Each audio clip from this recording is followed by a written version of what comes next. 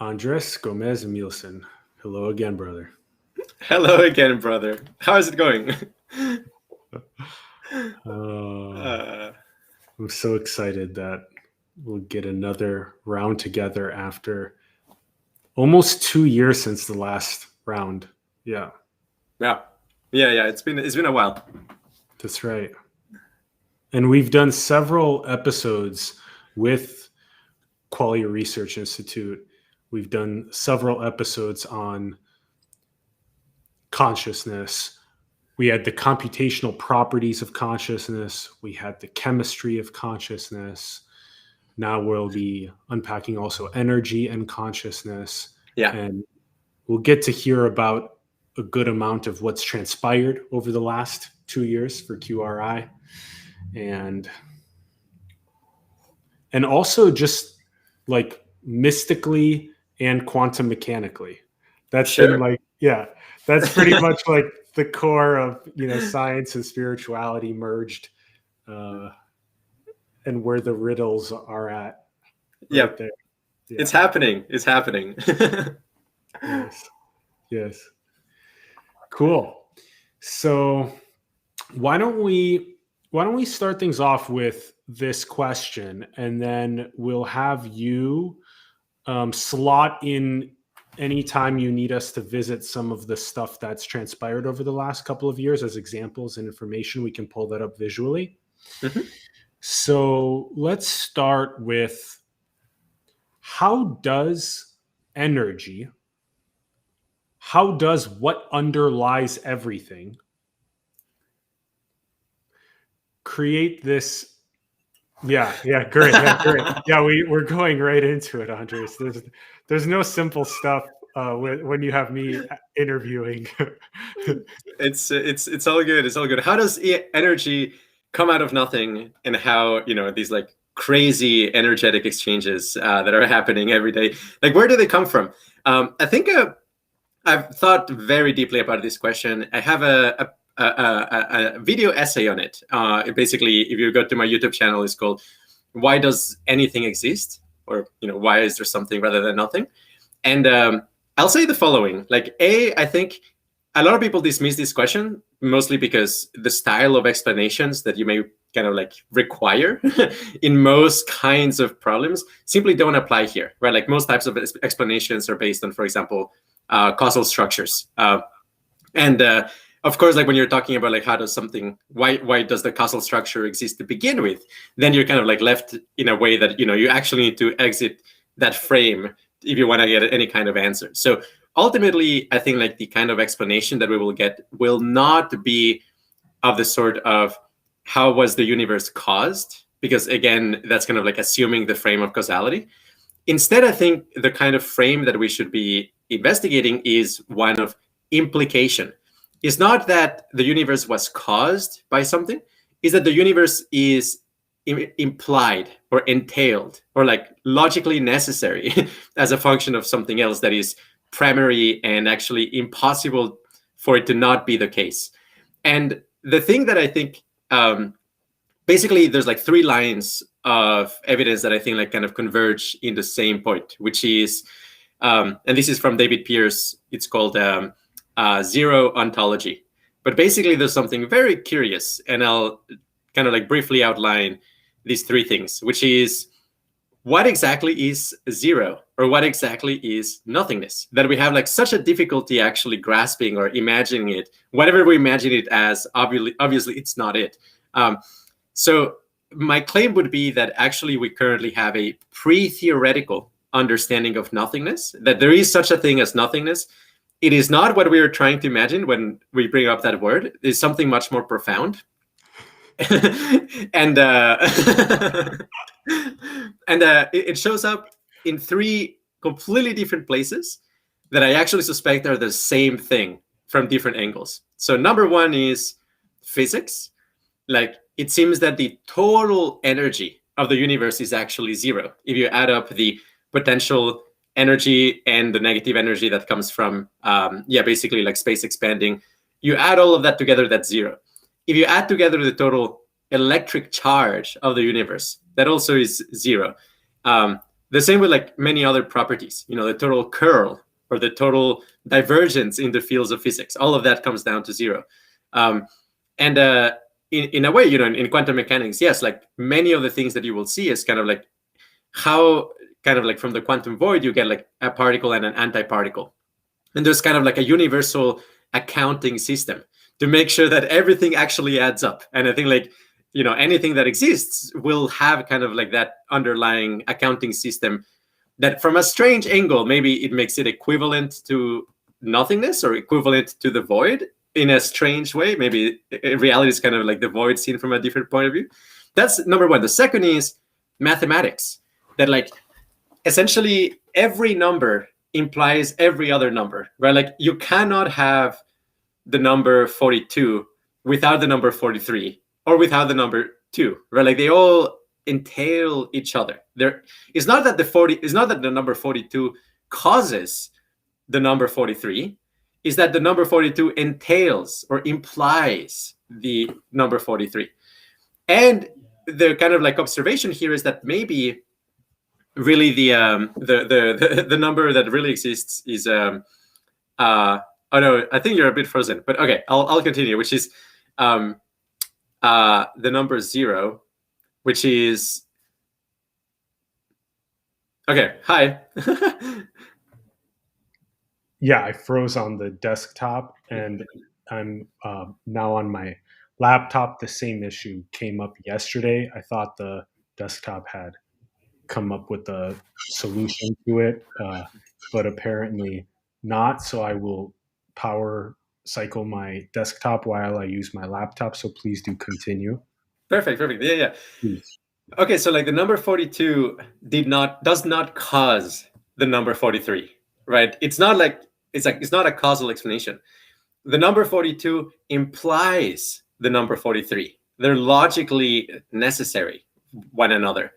Likewise, we think that maybe the number 0 is like truly a fundamentally necessary, like you can't get rid of the number 0, and it implies the rest of the numbers. I mean, there's a lot of like cool mathematical constructions of how you can get from the empty set. You can create like any number by nesting the empty set in interesting ways. So that's math. The final one, which is the one that actually excites me the most, is phenomenology. That actually on these like very like advanced stages of meditation, or the extreme cases like 5-MeO DMT, you can actually experience, I think, zero ontology firsthand, where basically there's this very common experience in Buddhism. They call it the rainbow body, where like basically everything is experienced as kind of a diffraction of like the one light, speaking metaphorically or literally, depending on who you talk to. And there's kind of this diffraction of all of the possible colors and feelings and sensations at once. And then you look at it from a different angle, where like they all line up perfectly and it all cancels out. And you actually get kind of this void, and kind of you can go back and forth.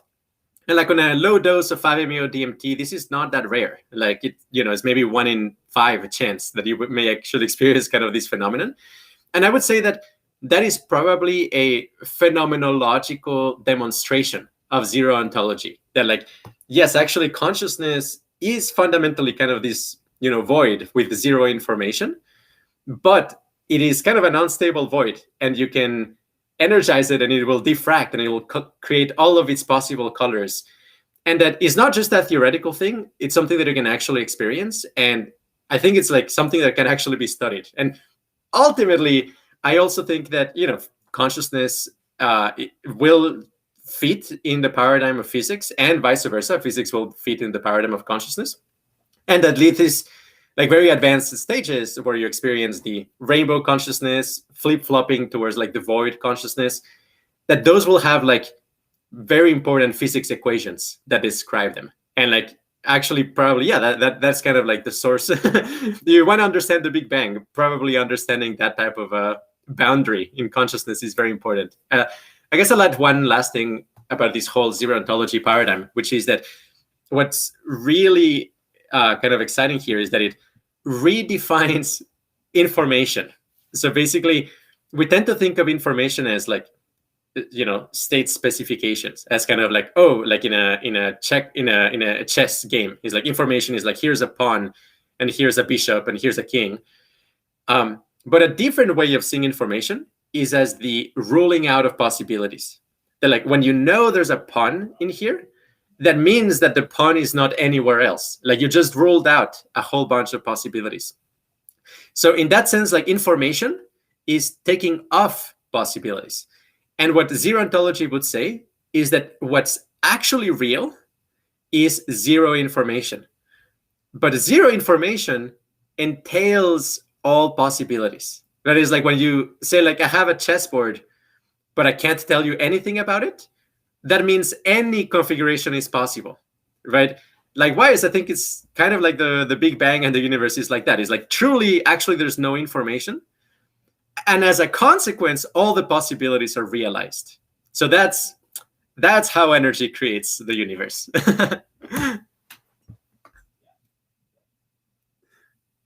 Wow.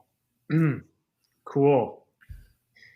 Wow. That's the analogy that you just wrapped with is so cool, which is that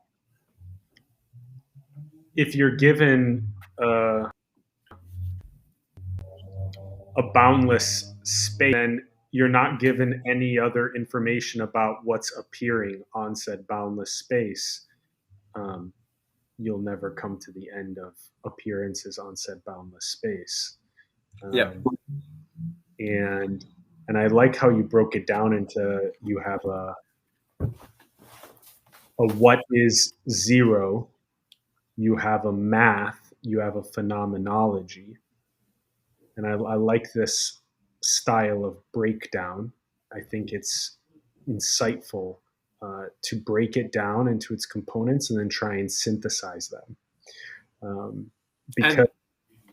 physics. And physics would be the last one, yeah. Physics. And phenomenology entailing spirituality and mysticism, union with God, all this type of stuff.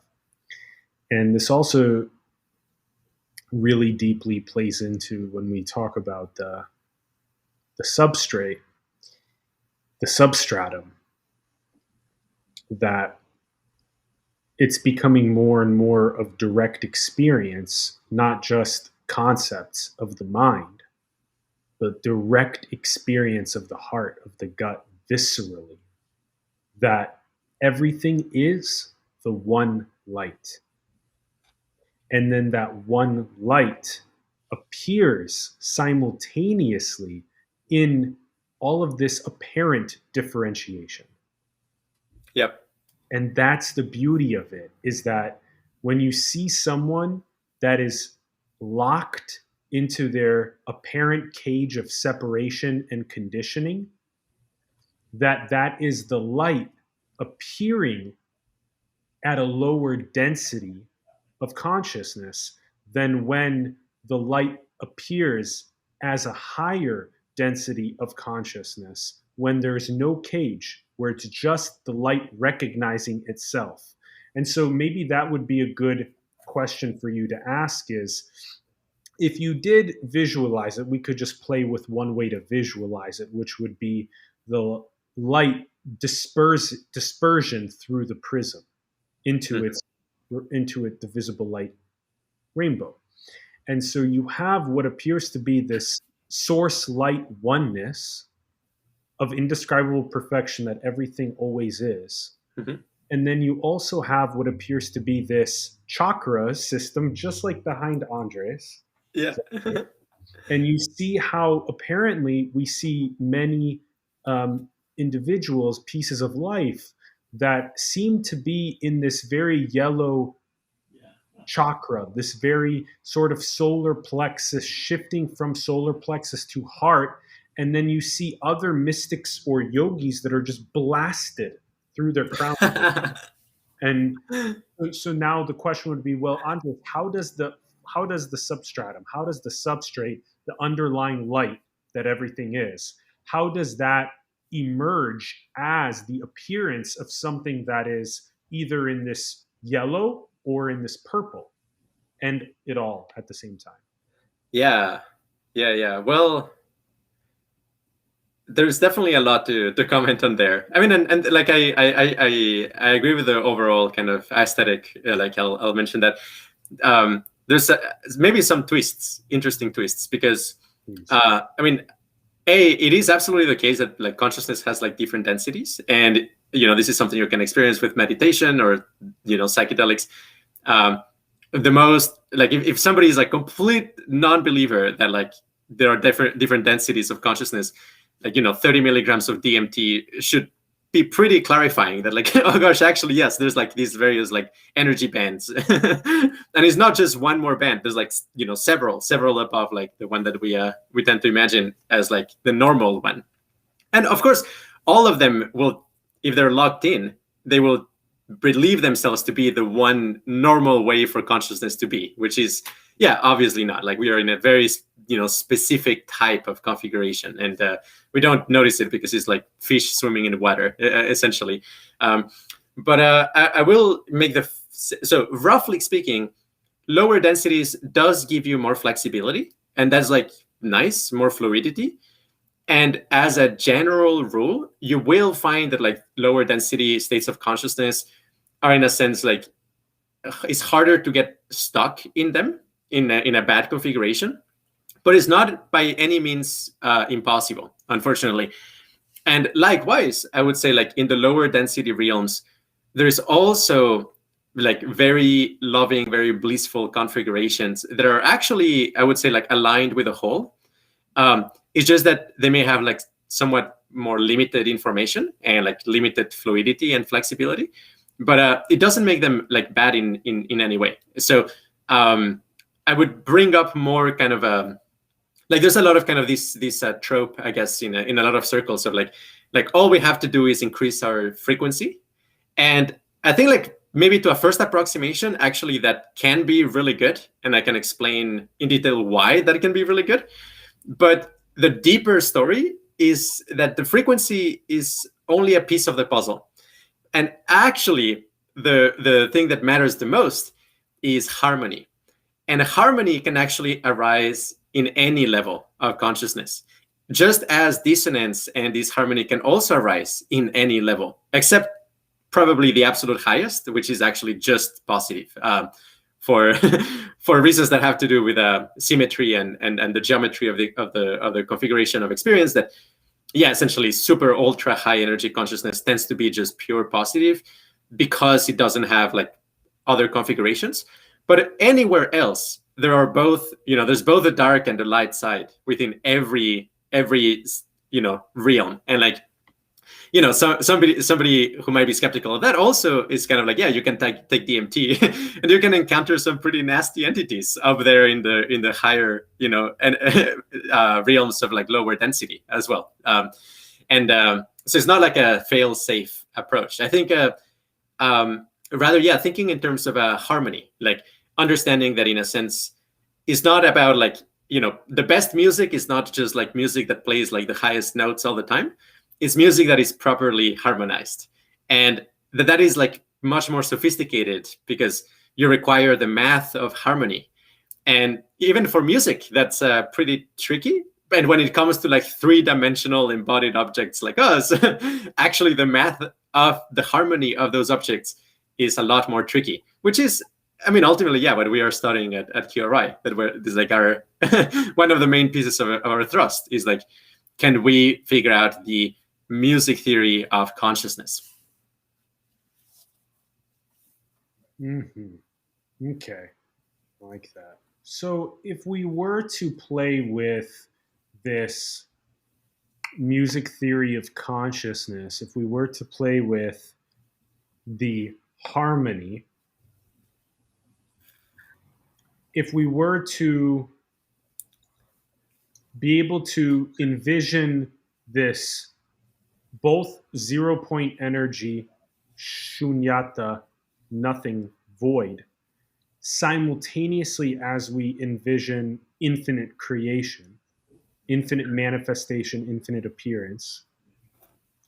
And we're able to envision that as both an absolute oneness at the same time as a sort of dispersion of differentiation, that then there's a music theory of consciousness around how that codependent arising emerges as what appears to be a more harmonic versus a more dissonant state of being, of expression. Yeah, no, absolutely. And there's so much in here. Like one very important piece is even this kind of 0 point of like we call them, a more technical term is like very high valence states of consciousness. And in particular, the ones that we are talking about here would be high valence, high energy state of consciousness, which obviously connects to the whole question of energy. And we will bridge it in a second. But basically, we think that like what gives rise to the dissonance in our experience is actually asymmetries in the shape that is our consciousness. And the analogy that we can think of it is like if you have kind of a ball that has like a lot of hairs. This is called the hairy ball theorem. It doesn't matter how you comb it, it will always have like a hair sticking out. And so there are some configurations of consciousness that, like, you may rearrange the deck chairs, so to speak, the thoughts and ideas and the feelings, but it doesn't matter how you rearrange them. There's still something that feels off. It doesn't fit properly. And it's an impossible puzzle. I mean, just as like combing a sphere, it's impossible. Mathematically, it will always have the kind of these like sticking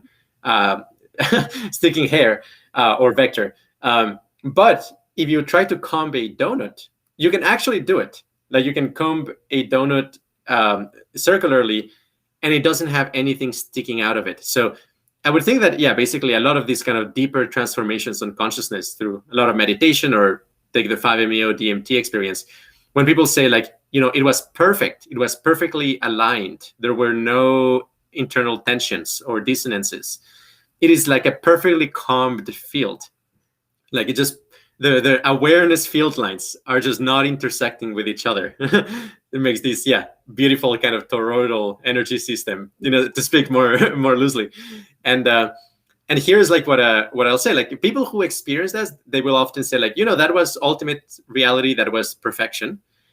I'll mention this.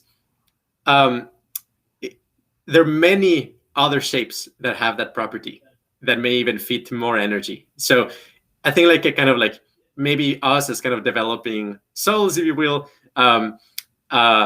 basically it's like we're kind of like a sphere, and we're like upset that we can't comb ourselves like fully and be completely satisfied.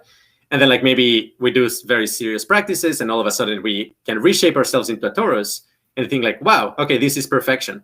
What we don't know is that there's these other, like way more advanced entities that can shape themselves into this 4-dimensional manifolds that can also be combed, except that they can store like thousands of times more energy and like explore thousands of times more configurations. So my intuition is that, kind of in the levels of possible peak love experiences or peak bliss experiences, we're barely scratching the surface. Like even the things that we say are perfect, there's still a special kind of perfect. And there's like many other varieties of perfection that are just, not explored currently.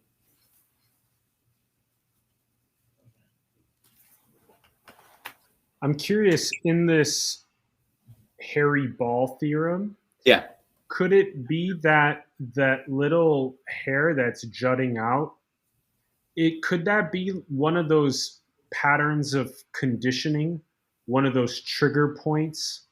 So it's like the perfect little piece of hair that's sticking out exactly for a catalyst to come and hit it, so that it then has to like turn inward and analyze that conditioning to awaken more. That's a great point. Think of it as like a trigger point is not a bad analogy here, because if somebody triggers you, right, somebody says like X is not true, but part of your core belief system is that X is true. There's like somebody coming to your sphere and trying to like, comb that little hair. But then like that has like profound implications, right? Because the sphere cannot be combed anyway. So like the it's kind of they're rubbing you the wrong way, literally, in this analogy. And like the uncombed hair will start propagating, and then like all of the sphere will become kind of haywire. and you'll need to rearrange yourself. And yeah, it's a very big task. Whereas, yeah, if you're somebody who are kind of like living in a Taurus consciousness instead, maybe you're untriggerable. People cannot trigger you. There's no place where you will have like a strong reaction because everything is perfectly smooth and calmed. I love that. And also that if you're really purifying yourself of all of your separation and all of your conditioning, then you will earnestly get a reflection from someone, and you will turn on that little hair, and you will gently and lovingly, radically accept it, and love it, and then transcend it. And then the hairball shift energetically, and then a new level of hair will pop out. The next catalyst that comes in a month or whenever the next one comes. When the next even more deep pattern of conditioning propagates itself into the field, where if you look at it from the very source itself into the field, using the mind-body-spirit complex that's here, into the field, that when every single, from the source of perception itself, when every single utterance into the field is of that highest density expression, it's more pure service. It's more in honor, in serving creation awakening, rather than extracting for the unit of self that it's identified with.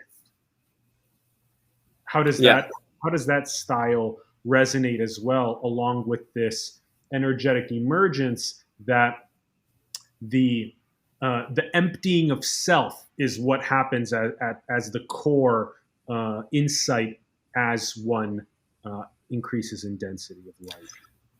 Huge overlap. So here's what I have to say. So I mean, we very much think at QRI that consciousness is actually a field, and like the way the brain works is that it's pinching, making a topological pinch on the field of consciousness, and is using the holistic behavior of the field in order to do computation, which is a crazy thing. I mean, from this perspective, evolution actually, the reason it cares about consciousness is because it's a very efficient computational system, energetically and in terms of runtime complexity.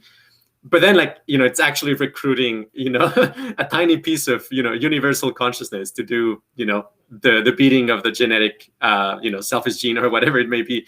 But no, I mean, consciousness itself has interests, and one of the things I talk about is consciousness versus replicators. That we currently are in a point in the evolutionary history where the actual desires and what consciousness wants has a chance of manifesting in reality. That in a sense, through us, we can choose to actually try to benefit consciousness rather than just our selfish genes, or just patterns that are good at making copies of themselves. I mean, there's a lot of them, from viruses to infectious memes, or toxic ideas, to all the way to kind of essentially something like a supercomputer, recursively improving AI and things like that, which is kind of counter to actually the well-being of consciousness, which is truly what matters.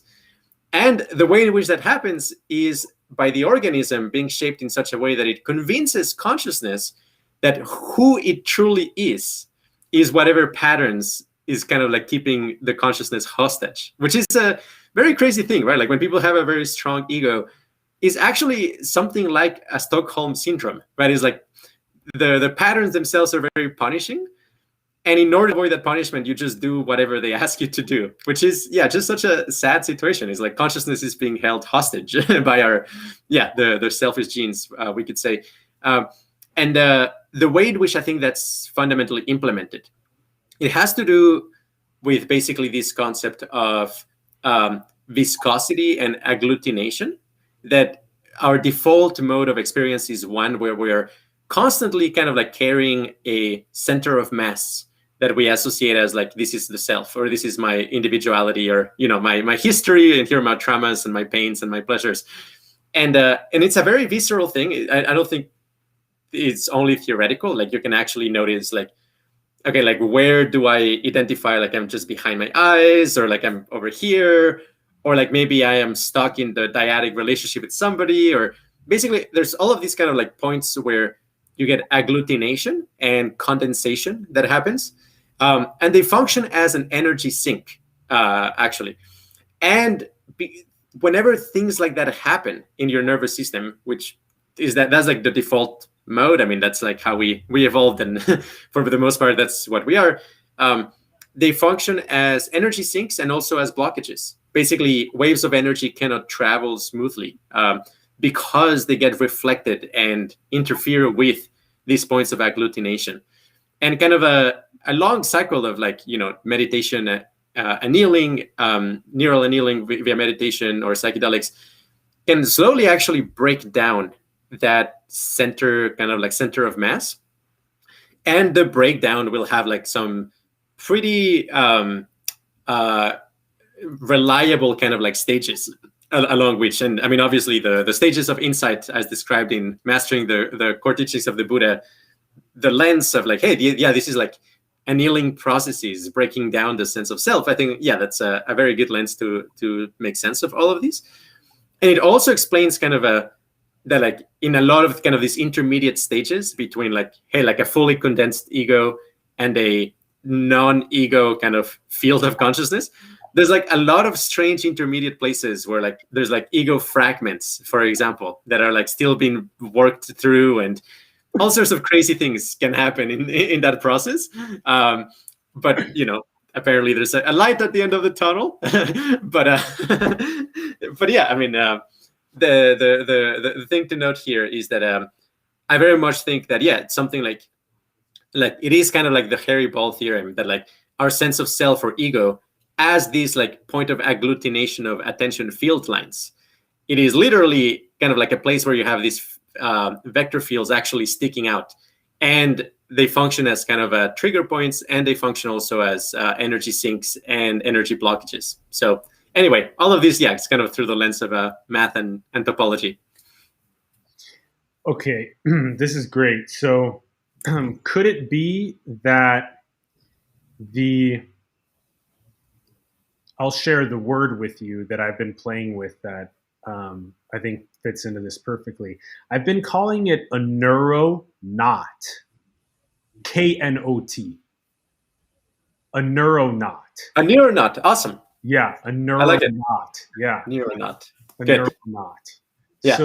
So that, yeah, I'll write it here also for people. Yeah. Neuroknot. So it looks like this. Neuroknot. And so it's been fun playing with this because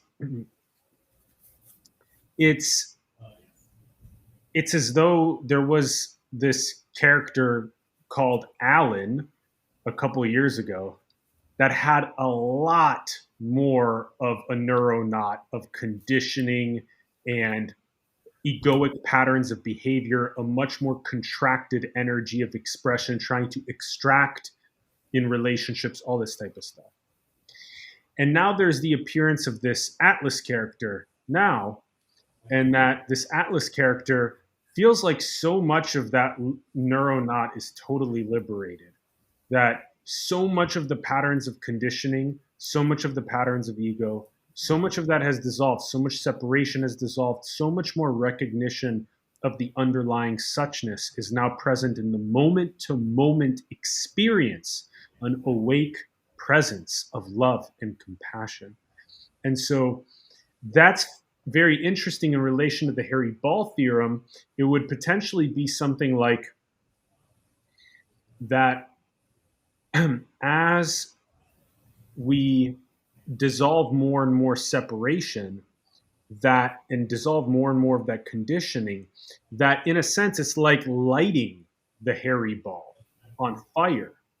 And as though there is, yes, this this time where the hair pieces are all over the place, and then they slowly get less and less all over the place, and then it's only a little bit left, but we're burning it simultaneously, and then it's all burned up. But now here's the trick, because so this is the trick, is that there's what I would call a quantum superposition that's happening. So it's a quantum superposition because the Neuroknot is both filled with conditioning and separation, but it's also filled with the concepts that enable you to know what an apple is, or when Andres says, "Hey Atlas, will you go grab the microphone from the room?" You don't say, "I don't." You know what those symbols mean. And so this is what I say after that is an empty polymath. So the ball, the hair ball, has been completely burned in this ascent, completely burned, but it's in a superposition where you can very easily access, as needed, the proper concepts. Mm-hmm. Yeah. So how does, in pure service, how do you resonate with this Neuroknot empty polymath? Yeah. I get what you mean. I think. So let me see a couple of things. So the first one is, there is this saying in Zen Buddhism that like the first stages is kind of like where in a sense like everything, you're able to kind of like start to visualize like higher realms and like a lot of like interesting stuff, and it's very, very kind of like based on form, maybe very sublime. You may encounter like deities like Tara or whoever it may be, but it is kind of like a play of form. And then there's kind of like this stage where basically you leave behind form, and it's all about basically formless consciousness. But then there's like an even more advanced stage, which is like the combination of both, like simultaneously. And I guess like hearing from Frank Yang as well, like he was describing that like after his big awakening, the way he describes the phenomenology is, which stuck with me very deeply because this sounds really awesome. He says like he feels like now he's permanently in a superposition of ninth jhana, which is like beyond being and non-being, together with I think like fourth jhana, or like fifth jhana, infinite space, together with like normal everyday life consciousness, and they're all simultaneously present. And that actually sounds like an amazing, hedonic value, an amazing way of being. That like if you can have direct access to these like different modalities of consciousness simultaneously, and they're in harmony, like that seems like again, from the music theory perspective, the music theory of consciousness perspective, those are like these very precious gems in the state space of consciousness that are like, you need a lot of mining and a lot of refinement to find them. But like, if you can, it's an amazing lifelong improvement. I guess like the other thing that comes to mind is, with 5-MeO DMT, the explanation that we have at QRI is that, and this comes from Mike Johnson, basically, there's an overlap between 5-MeO DMT and MDMA in that they both seem to essentially give rise to a feeling of a unified field in your body and mind, where like waves of energy propagate without resistance. And like, how could that possibly be the case? One possible neurophysiological explanation is that we have a lot of different types of neurons. And so like if you look at the spiking, the spiking curves of like electric potential for neurons over time, depending on the neuron, that will look very different. Like a serotonergic neuron, the spike looks very different than a dopamine neuron, than an NMDA neuron. But we suspect that 5-MeO DMT makes neurons spike in the same way, even if they're different types of neurons. Of course, this is an empirically testable prediction. We don't know. It's a hypothesis, but it would make sense because that would mean that neurons of very different types, like for example, your language centers and your visual centers and so on, all of a sudden can exchange energy seamlessly with each other because they're spiking exactly the same way. They have the same energetic dynamics. And phenomenologically, I mean, on a low dose of 5-MeO DMT, what you will experience is you have your conditioned patterns kind of like all over your nervous system. And then you have this undercurrent of a universal field of energy where energy can move through without resistance. But they're both kind of simultaneously. And actually, a lot of it will feel like the field of energy behind is like teaching your patterns of conditioning. Hey, this is why this is so dissonant, or like this is the problem that you have like stuck inside of you. Like, look, it would be so much easier if you could just manage energy in this unified field because you don't get stuck, you don't get these patterns of dissonance. In higher doses, of course, there's like this interplay where as the energy in the unified field increases, the patterns of conditioning become very scared and actually may experience a lot of dissonance. And then there's the critical point of like whether you let go, in which case you become the unified energy field, or whether you resist and you end up being this dissonance between the unified field and your, pastiche of fields as we usually would be. But I think, I mean, if you let go, but are still okay with kind of like patterns of conditioning, I think you can have like you can have your cake and eat it too. That's my suspicion, that like it's not going to be that, hey, you have to abandon everything. Yeah, you can have your ate and eat it good. That would be how I would close that reflection.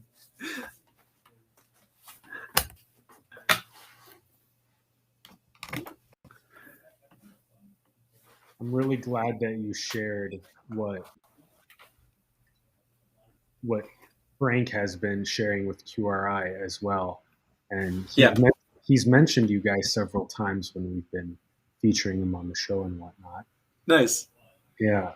And because it does really feel like more and more an absolute unboundedness, an infinite spaciousness, a pure potentiality that's indescribable.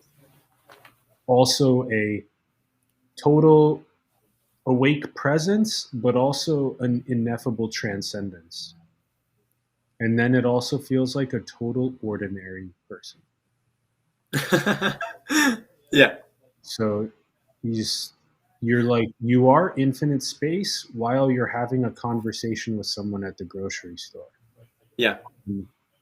And that is, you're totally present with them. And you recognize that it's just infinity talking to itself. And you are also totally transcended out of the dream that is the universe. And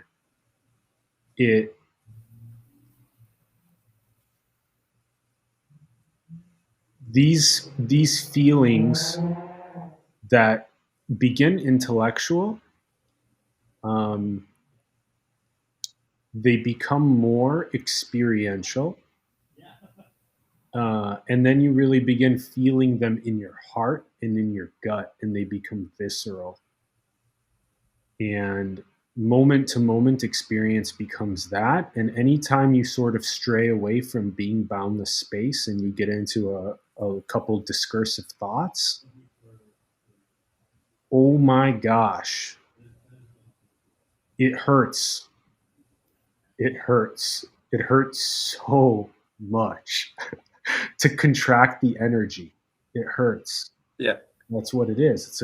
It's a contraction, or as you say, it's a dissonance. Mm-hmm. And the dissonance hurts in comparison to the harmonic.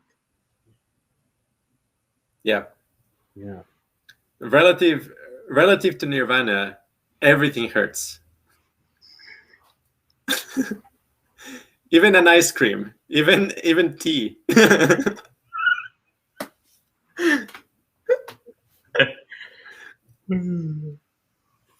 Yeah, that's been a big theme that we've been chatting with Frank about on the show, and I'm glad you brought those up. And it feels like another important one for us to play with is, so are we thinking that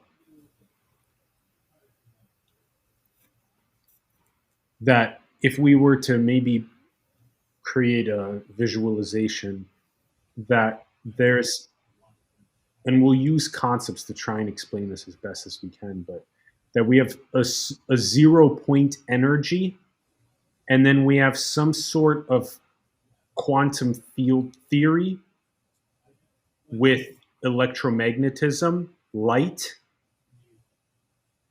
infused with love, that oneness, Mhm.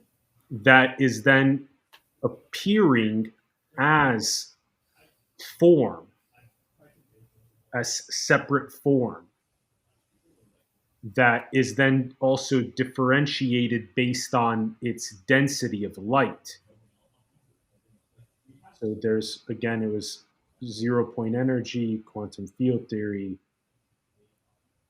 electromagnetism, love, light, and the appearance of differentiation in densities of consciousness as form.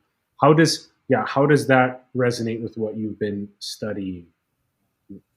Yeah, I mean, I'll comment a couple of things. Maybe the first one, yeah, is I mean, in quantum mechanics, like zero ontology, I think like fits really well.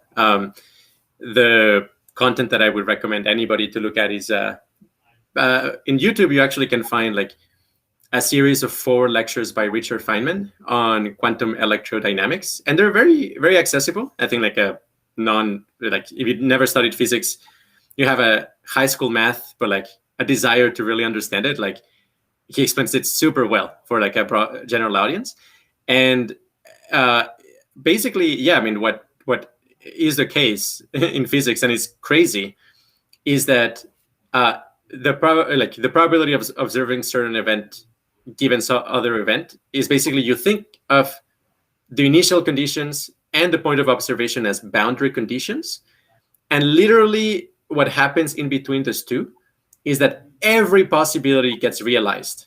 It's just that most of them end up canceling each other out. They cancel each other's amplitudes, and oftentimes it's just going to be the shortest path. In some corner cases, you actually get like light travels through the longest path as well, which is an interesting result from the same theory. Yeah, most people think that light only travels through the shortest path, but actually sometimes it does through the longest path, and and it's for the exact same mathematical reasons that like every other path cancels out except what's called the extremas in physics. And all that you ever observe, I mean, this is, I'm gonna joke here, but like all that you ever observe is actually the extremas of physics, meaning that in some deep sense, extremism is true. Anyway, that's kind of like a geeky physics joke, but yeah, extremism is true because all that ever happens is the extremas of physics, which is basically shortest paths or longest paths, and that is derived through literally just adding up all of the possibilities at once, and then just doing what's called a path integral that essentially cancels out almost all of them except the shortest path.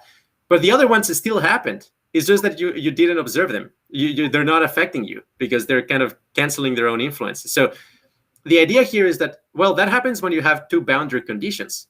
But in the big multiverse, in the entirety of everything, there is no boundary. Therefore, actually, what ends up happening is all possibilities actually become realized. So it's kind of like if you take the Feynman diagrams, but without a boundary condition. I think that would be my explanation of actually what's going on for why there's something rather than nothing.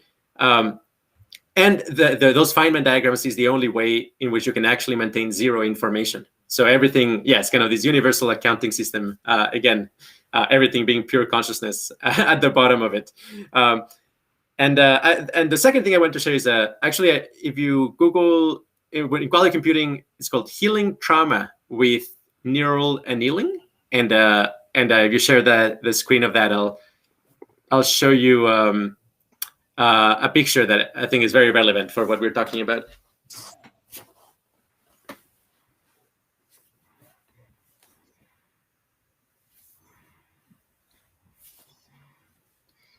healing trauma with neural annealing, right? Yes. Okay, 1 second. And there's actually quite a few really good slides in there to maybe like briefly touch upon. But yeah, actually, let's just go through a few of them, and I'll get to the diagram that I want to show you as well in a second. Okay, so this is what I have up here.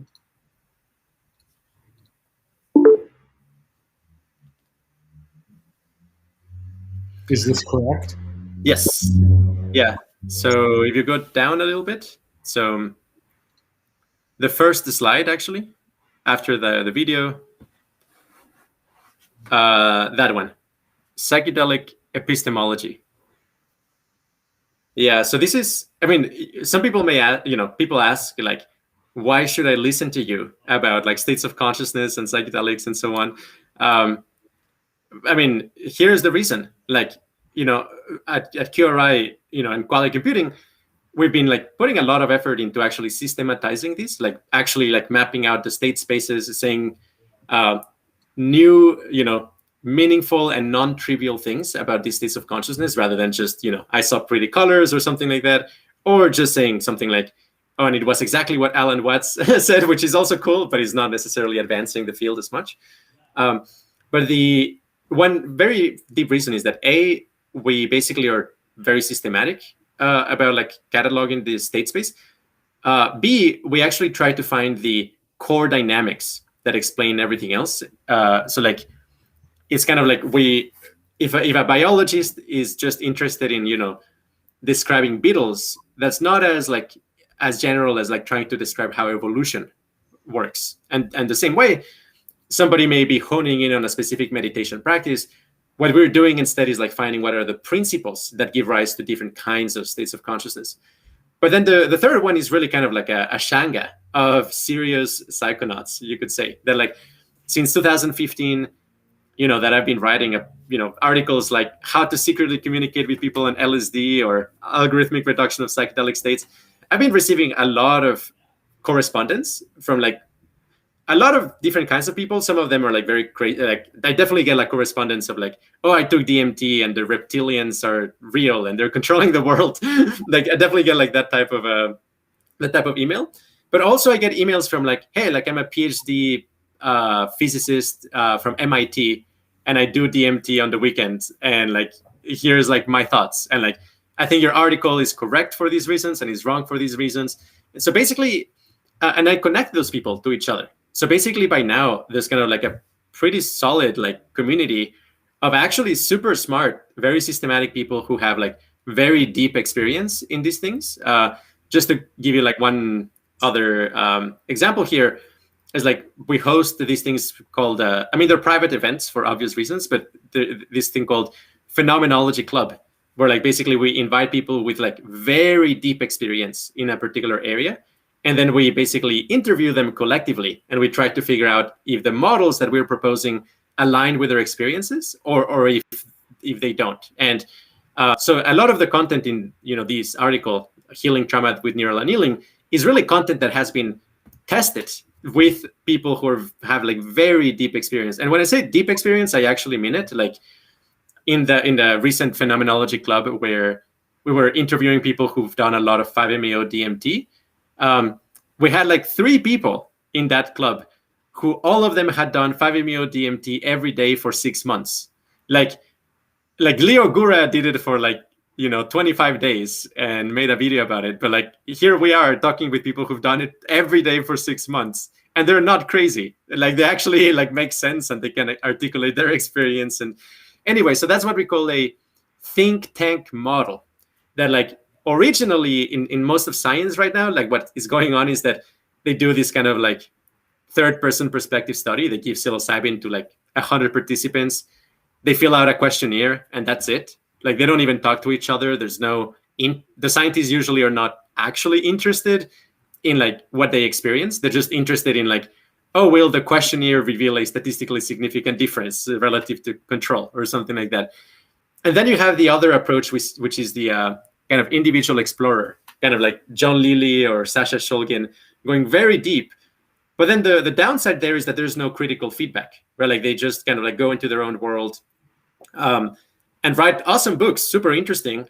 But then the output of that tends to look more kind of the Earth Coincidence Control Office and other things like that, as opposed to like, hey, like what are the mathematics of like consciousness? So I would say that, yeah, at QRI, we legitimately are like a new model for like how to study consciousness. And like, it's really only possible because of kind of a critical mass of people who are, you could say, like are alive, have like a live thread on these spaces. So anyway, that's a chart I wanted to show you. I'm wondering if you have any reactions to it. Yeah, immediately is the reaction of this is what happens when all of the separate spiritual islands and scientific islands, when they all come together into the think tank model, there is way more mountains that can be moved in maximizing collective prosperity. Mm-hmm. Yeah. Way more insights, way more distortion patterns being revealed. And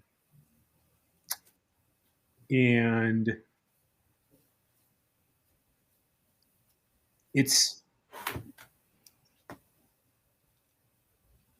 exciting because when the individual shifted more into the think tank model, that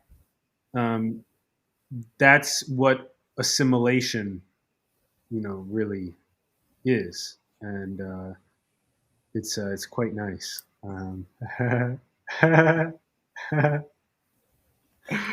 Wee. Yeah. It's like when, I don't know, it's very beautiful. Like when you meet other like, I guess like deep practitioners and it doesn't have to be psychedelics. Like, I mean, we also do this for like, for example, like perfume. Like we've interviewed people who are like expert perfumers or like a perfume reviewer, and like, but it's like very similar, as in like these people who have been going very deep into like the subtle gradients of a certain type of consciousness that nobody else like knows, that there's like all of these varieties. And then it's kind of like you have like this box of like your collector items of like, oh, this is all that I've collected over the years, but nobody can appreciate it. Nobody knows what I'm talking about. And then you find another collector is like, oh my gosh, I also have this one. I don't have that one. That's cool.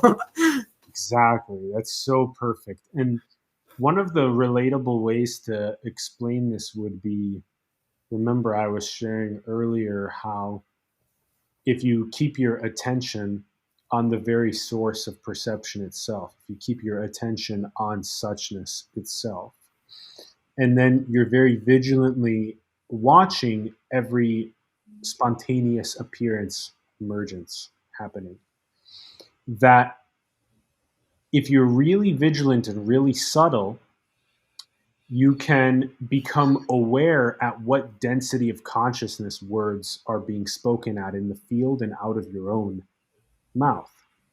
And so then when you pass time with mystics that have underwent a more intimate union of deconditioning themselves and from all separation, from all ego, empty of self, pure Tao, that their ability to spotlight the patterns of conditioning, even at the highest levels, as they leave out of people's mouths, is unprecedented.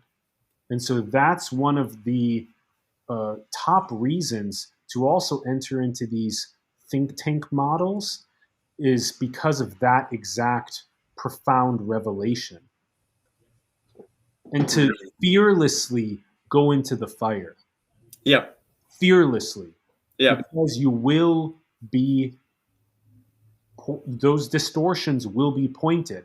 And you'll have one part of you that's your conditioning, which is that selfish gene, that desire for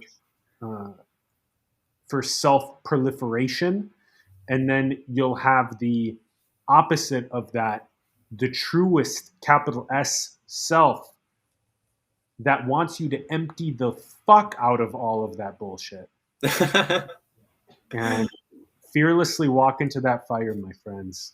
That's the entire game is played right there. So yeah, I mean, not to diss all replicators, because I mean, in the end, we will actually require a seamless blend between pure consciousness and replication, so that we can carry the torch forward, we could say. yeah, it's not that when you're completely empty, you never have sex. Yeah. Or, yeah. There aren't these mutually exclusive, No. When, the last in the Zen 10 Bulls, the very last one is he's back in the market drinking wine. Nice. Yep. So you're still an ordinary bra while you're an infinite bra. So you still have that, like you're saying that, but it's not coming from a place of separation. Like, I need to extract sex out of this scenario for me to feel whole, stuff like that. Yeah. Yeah. Yeah. I mean, and I'm very optimistic. Like, I mean, this is obviously like not everybody will think the same here, obviously. I suspect you actually will probably find this idea pretty compelling, but it's very controversial, I'd imagine. I don't know. But like, I suspect that actually, I mean, essentially, like this, like having like very reliable, very positive techniques to like experience oneness directly is not only good for our health and for our well-being, and also for, like acting kindly to others and so on. I think it actually will probably play an even bigger and crazy role, which is it will change the game theoretical landscape. So right now, how society works is like, I mean, essentially, the systems and institutions and so on work under the premise that, people are just beating for their own interests, and maybe, the interests of their family, their kin, and so on. And of course, there's interpersonal variability. There's people who, for example, experience like much more desire to help people who are far away, people who experience much more desire to help people who are close by. And I think like that diversity is all well and good.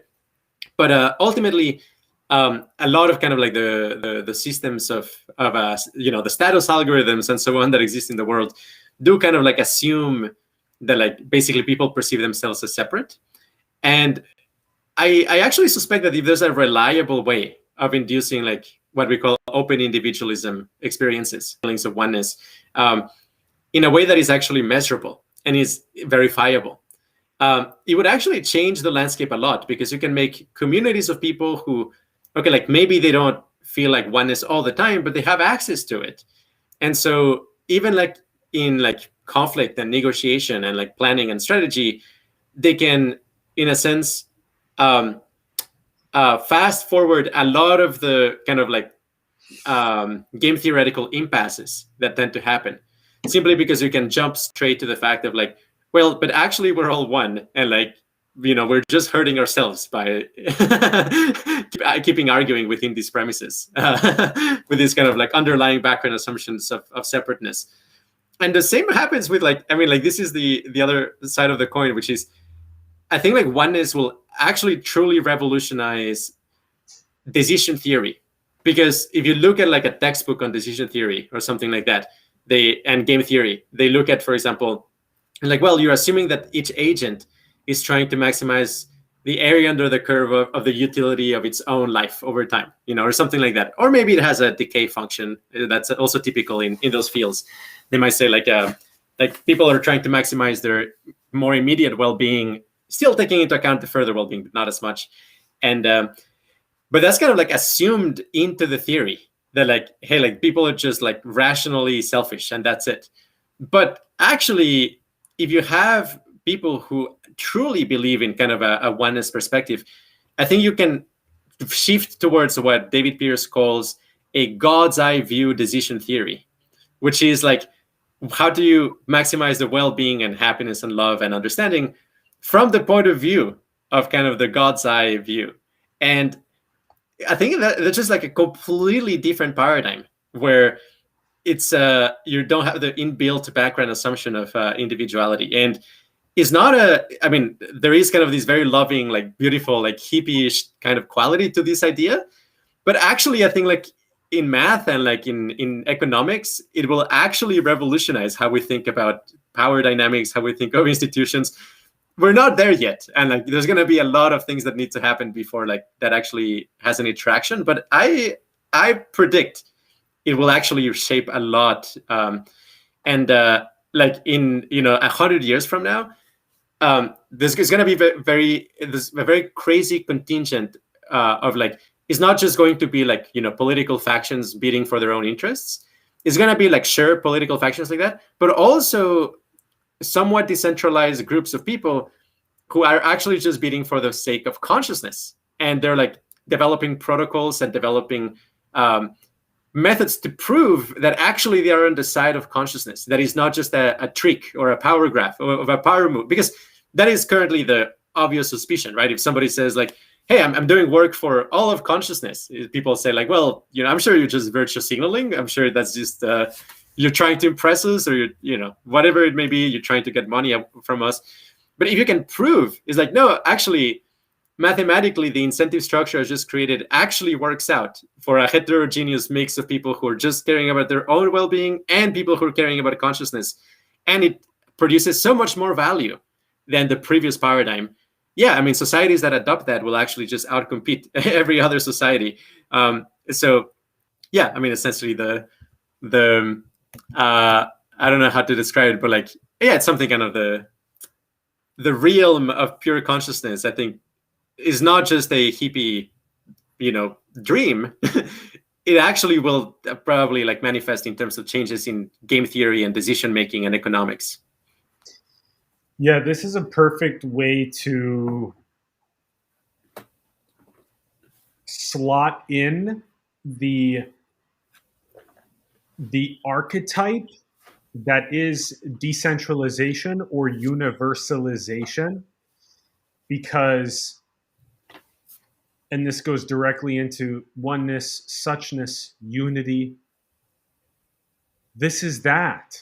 This is that fungal network. This is mycelium. This is abiogenesis. This is one cell becoming 10 million species. This is that. And yeah. So when you biomimic the planetary social contracts with decentralization and cryptocurrencies and fractional ownership and all of these great inclusive stakeholding protocols, it's game over, because there's nothing better than that, because it both empowers it's just the collective's absolute highest potential is when that style of protocols in our social contract are present in maximizing abundance and prosperity. So it's a biological archetype. It's a universal archetype. It's what we are. The oneness being embedded into our social contracts is exactly what is also needed in order for the individuals to actually be able to have their basic needs be met, for them to be able to not only artistically express themselves, but also for them to be able to turn inward and understand the nature of consciousness, the nature of reality. And so all of this feedbacks on itself. Elevated consciousness gets placed into the planetary architectures. Elevated planetary architectures feed right back into elevating consciousness. I definitely have something to mention here, which is, I generally agree with that kind of a general direction. I'll point out there's like some interesting subtleties here, which is, like, for example, like one may get under the impression that like, hey, like it would be better if everything was fractally organized or something like that, because if something works at a certain scale and you can create something self-similar at a higher scale, they will fit perfectly together or something like that. There's kind of like a lot of heuristics like that. They sometimes work, not always. And there's a good reason why they don't always work, which is that actually the scale of a particular system may influence whether the system is appropriate or not. So there's this whole concept. I mean, I guess like one super concrete example is like people may think, like, well, the body, the whole point of like the body, the organization of the body is to maximize flow. And like it's true that like a lot of like our veins and cardiovascular system and the organization of the nervous system and so on, it is kind of like geared towards maximizing interconnectivity, like within the limits of like its own geometry and the fact that we live in 3D Euclidean space. But it's not always maximizing flow or maximizing interconnectivity. Why? Because if it was doing that at every scale, it would also be very vulnerable to, for example, being like infected with like a bacteria or viruses. So actually, it's a very subtle interplay where what you want is maximum flow at certain scales, where resources can be distributed as fast and homogeneously as possible. But also you want restricted flow at other scales so that things like viruses and bacteria don't propagate very well. And I mean, I definitely think that right now we are experiencing a Cambrian explosion of like ideologies, a Cambrian explosion of self-organizing systems, of patterns of distribution, kinds of decentralization, and so on. And I think like how they will play out actually in the complex dynamic system that is the entire world is a very non-trivial thing. I generally do think that like current systems are like overly restrictive, and we're in a gridlock, unfortunately, for very deep reasons that have to do with how power is basically ends up being in a gridlock situation. But I would be skeptical that just putting everything on the blockchain in a decentralized way would actually really fix that. It might actually just create a different kind of system that has like similar problems. So instead, actually, the thing I tend to think as the most promising is, in a sense, not putting the cart before the horse. So like not committing to any particular mode of self-organization.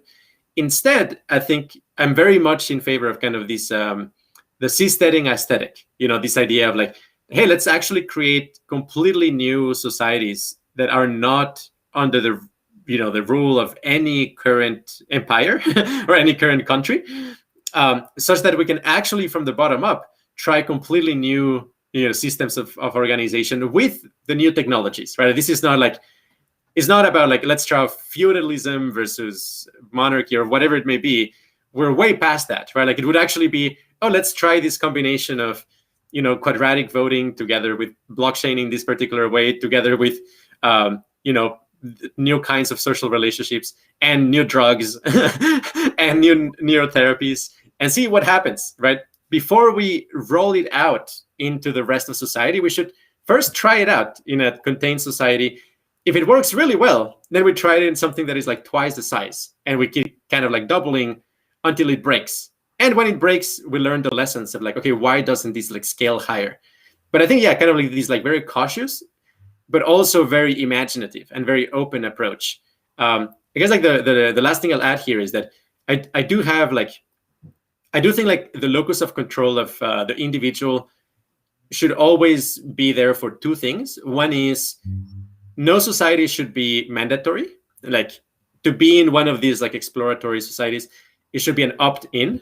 Like it's not like currently, like if there's a revolution in your country, they're not going to allow you to leave, right? Like you just have to be in that country, and it sucks. You may not like the new regime or the previous one, but like you don't have a choice. In the sort of like seasteading aesthetic, you always have the choice. It's up to you whether you want to go to a given society. And the second one is you can always choose to pack your bags and leave. I think like that's the other inalienable right for the individual. From my perspective, like people should always be free to leave whatever society they're in. And I think like with that, like the societies are actually better for the individuals and are good at self-sustaining. Will basically be the ones that can like survive better as communities.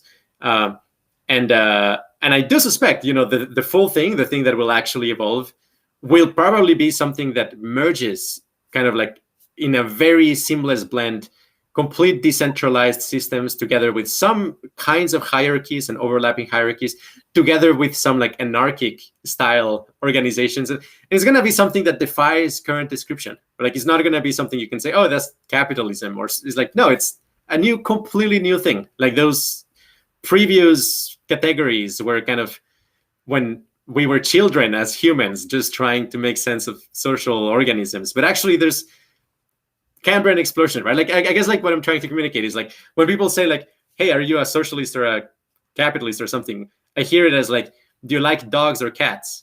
Not realizing like, oh my gosh, there's like dolphins too. And there's elephants and chimpanzees. There's just so many other possibilities. Yeah. It will always be a synthesis. It will always be simultaneity. That is what the oneness, the suchness, equanimity is. It is the synthesis. It's the simultaneity. So it'll always, right now, what's calling more than anything is the decentralization and the universalization and the social contract to be more around fractional ownership and inclusive stakeholding. But there will definitely also be a bunch of dolphins and anteaters and porcupines and things that are unimaginable, and it's awesome. Okay, I feel like a good place for me to ask this question, which relates to what we were talking about earlier, and it tries to boil it down into even simpler terms, which is that, do you feel like light is the fundamental mediator between emptiness and form?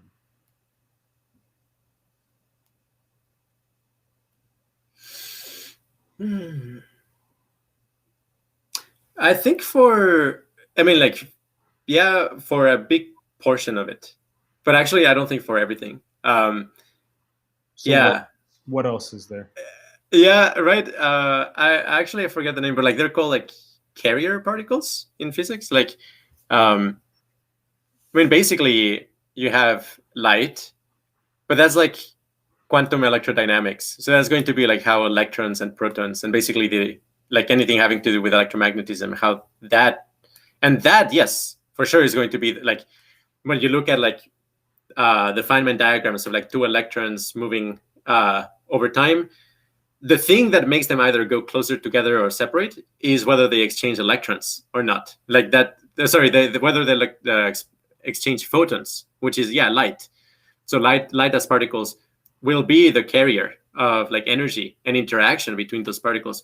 But it's not all, because there's also like in the strong force, I forget the term, I don't think it's muons, but like basically there's like strong force carriers, and like they're different. They're completely different particles. So maybe the most common one, I'll say something like that. Like generally it's light, but there's other more crazy ones as well. So what else is going on between emptiness and form besides light? So quantum electrodynamics, everything that's happening is light, electromagnetic flux. What is the other one? What are the other? Let me find it real quick. Yeah, and let me know what to type.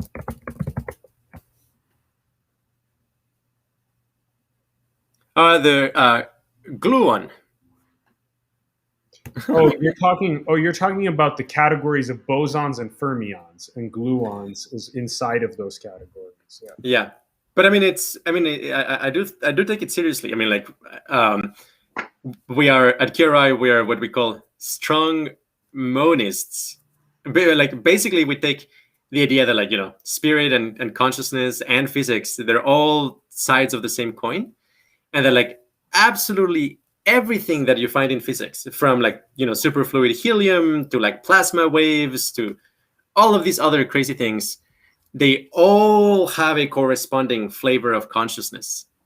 And in a sense, I think like when you experience something like 5-MeO DMT full release experience, one interpretation is that what you're experiencing there is the fully calmed electromagnetic field that has like no dissonance. And like that is, it feels like a universal unified field. But it may actually just be the electromagnetic field, but there's other fields as well. And like in our normal everyday life, basically they're all interacting with one another. And there's so many different flavors of consciousness as a result.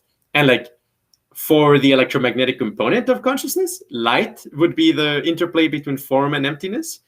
But for other aspects, other flavors of consciousness, it would be the gluon, or it might be something else. Like what?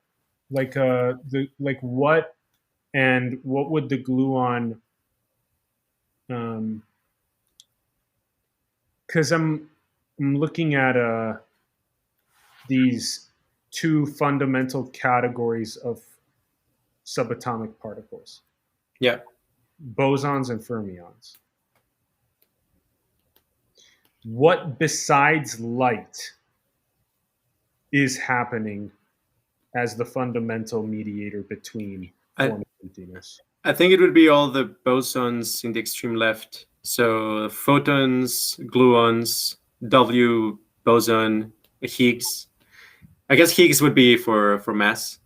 I mean, this is definitely. I mean, I haven't studied this academically, so I'm not a reliable source here. But yeah, I mean, it would be something like the carrier particles would be the thing that is in this very speculative explanation space. Would be that. Yeah. So the core question is something like, what besides light quantum electrodynamics is happening?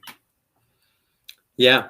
I mean, it could be like, I mean, there's one speculation, which is that, like, actually, a lot of the qualia that we experience has to do with the other fields of physics rather than electromagnetism, and that electromagnetism is more what gives rise to binding, what allows the different qualia varieties to come together into a unified experience.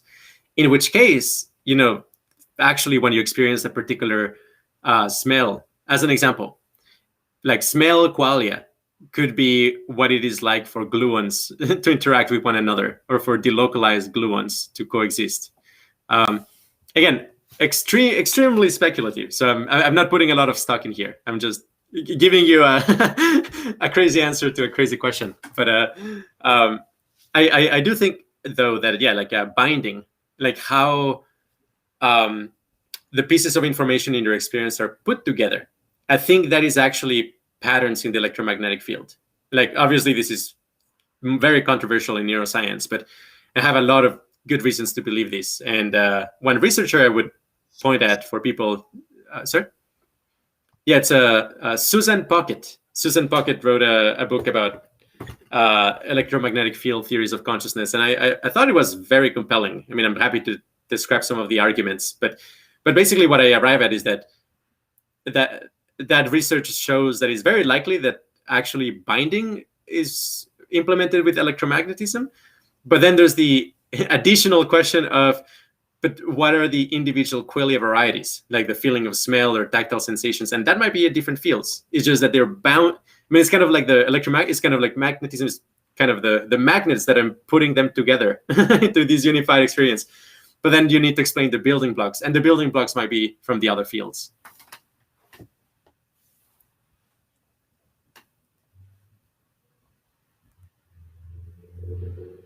So you hypothesize there is other building blocks.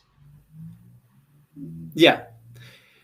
So qualia is not only patterns of electromagnetism. I don't think so. But it is the main one. I mean, it's the main way to affect consciousness at the human form. Okay. But, so what underlies even all light and whatever else is still energy? Yes. So it's still energy modulating. Yeah, and changing form. So, because you can transform the energy of a photon into a gluon or into an electron. Like, they're interchangeable if you do the right set of transformations. And like the lens here that I think is actually quite literally something like a weird Rubik's Cube, where like electrons would be kind of like twisting it in a certain way, and then gluons would be twisting it a different way. But I mean, in the end, it's still twisting. You're still twisting this object, and that would be energy. But then the type of twisting, it actually matters a lot for like what happens. Right? Like there's some puzzles that you cannot solve unless you have all the moves available. And likewise, if you only have like light, there's a lot of transformations you just can't do. You need to transform that light into other forms of energy so that you can then work that energy over there. Cool. You just used the word work. So it's energy doing work. Yeah. Yeah, work is literally energy times distance, right? Yeah, the transference of energy and also the potential, the ability to do work. Yeah. So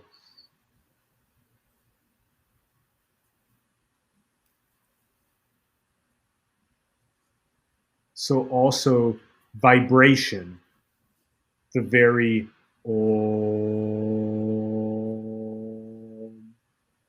nature of that singularity endlessly expressing itself as pure potential, infinitely, boundlessly, forever.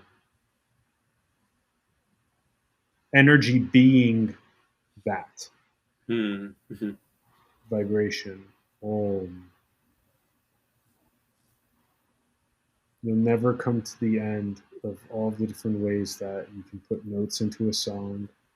You'll never come to the end of all the different ways you can put together images into a movie.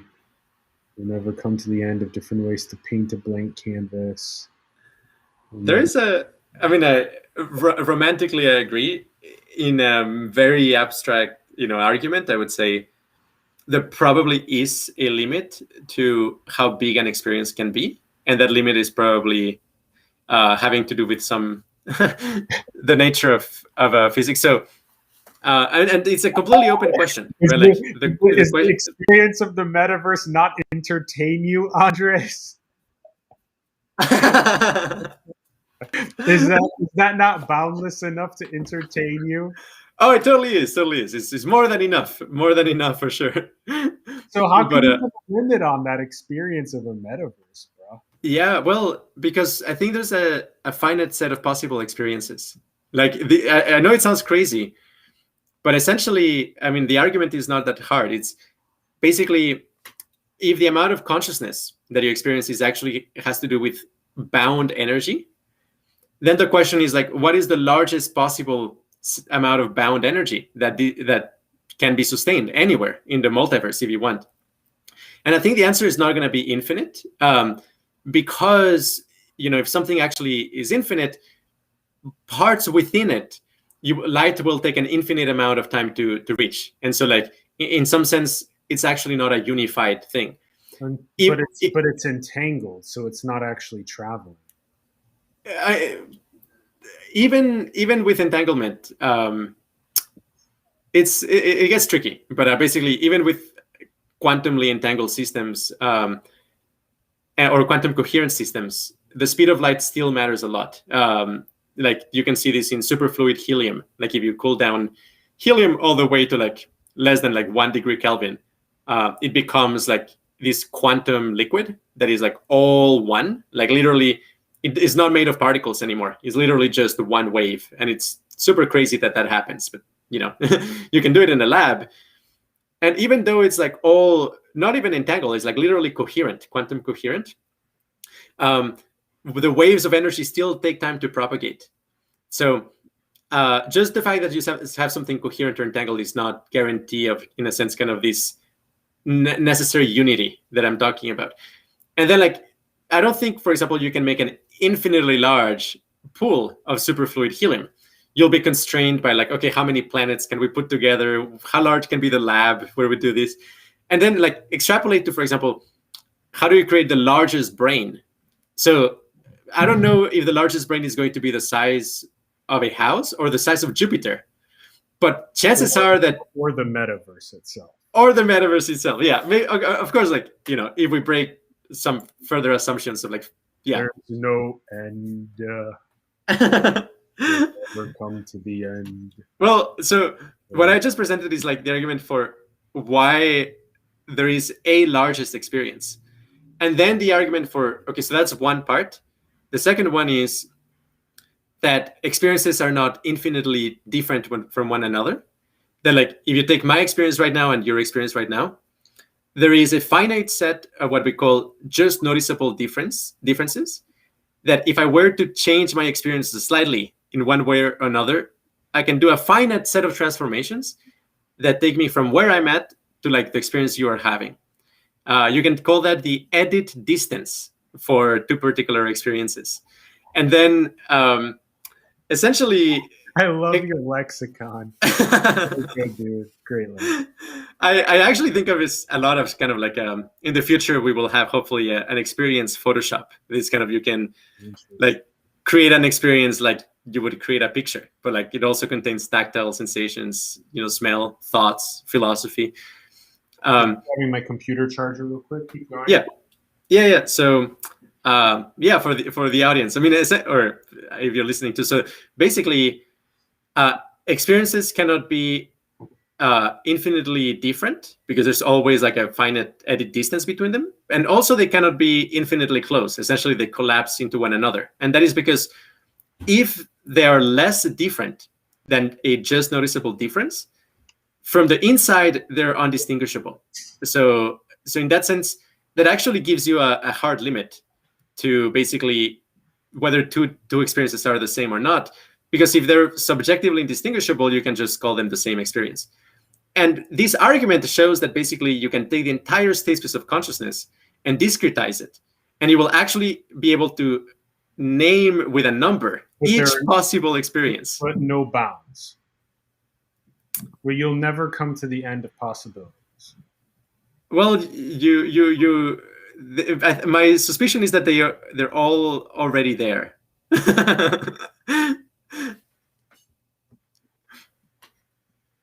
What would for this already be everything, basically? It's already the pure potential of nothing being everything. Yeah, I mean, it's the universal wave function is the superposition of all possibilities, and it just is. Which is the same thing. The universal wave function is the same thing the mystics call Tao, Brahman, God, etc. Yeah. I look forward to when the lexicon is finally popularized in a synthesis and yes. to, and then just abundance and prosperity. And there'll be continued parallax in mimetic discourse, but it will not be about as petty ego as what it is today. It will be about cool things like which flavor of consciousness to explore next. Yes. Type stuff. Yeah. We do have a bit of a head start with the QRI glossary. Maybe you can share a link or at least the name of it. Yeah. It's easy to find. Is that online too? Yeah. Cool. It's in our main website, the QRI glossary, and it's I mean, it's not completely up to date, but it's pretty up to date. Like, I would still read it. Like, for a lot of people, actually, like probably starting like their journey of like trying to understand what Qualia Research Institute is all about. I know like it's not easy because you start reading one article and like it links to other articles and they're all kind of mutually codependent. But it's, codependent arising, it's, you can't avoid that to some extent. But the glossary might be actually a really good place to start because all of the terms that you will see in other articles or most of them are like defined in here, like including the ones I was just talking about, like the state space of consciousness and just noticeable differences and things like that. And yeah, I mean, in the end, I do think maybe to leave you with is going to be that, I mean, I think like cataloging the state space of consciousness is awesome, but also I'm super excited, a more narrow task, which is cataloging flavors of awakening. And this is, basically something Mike Johnson is quite interested in at the moment, which is like, if you look at like three kinds of like Buddhism, like Theravada, Mahayana, and Vajrayana, like they all ultimately have kind of like a ability to reduce suffering significantly and cause interesting experiences.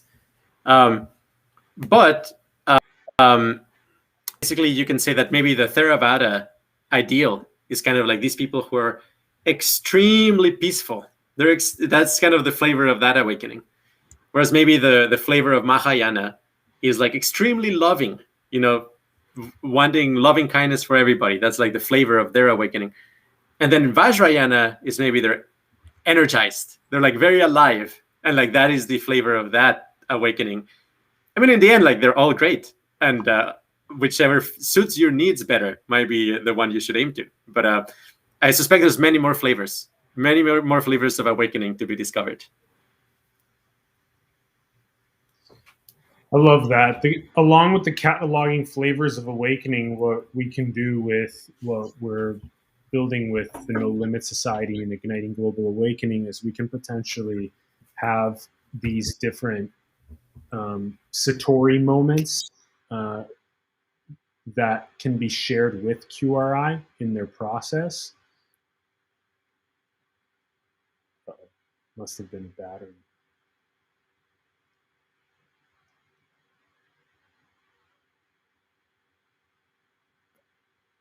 Love you guys.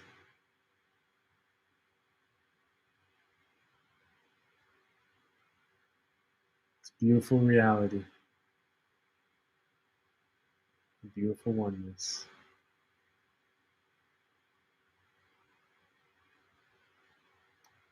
An indescribable perfection every moment.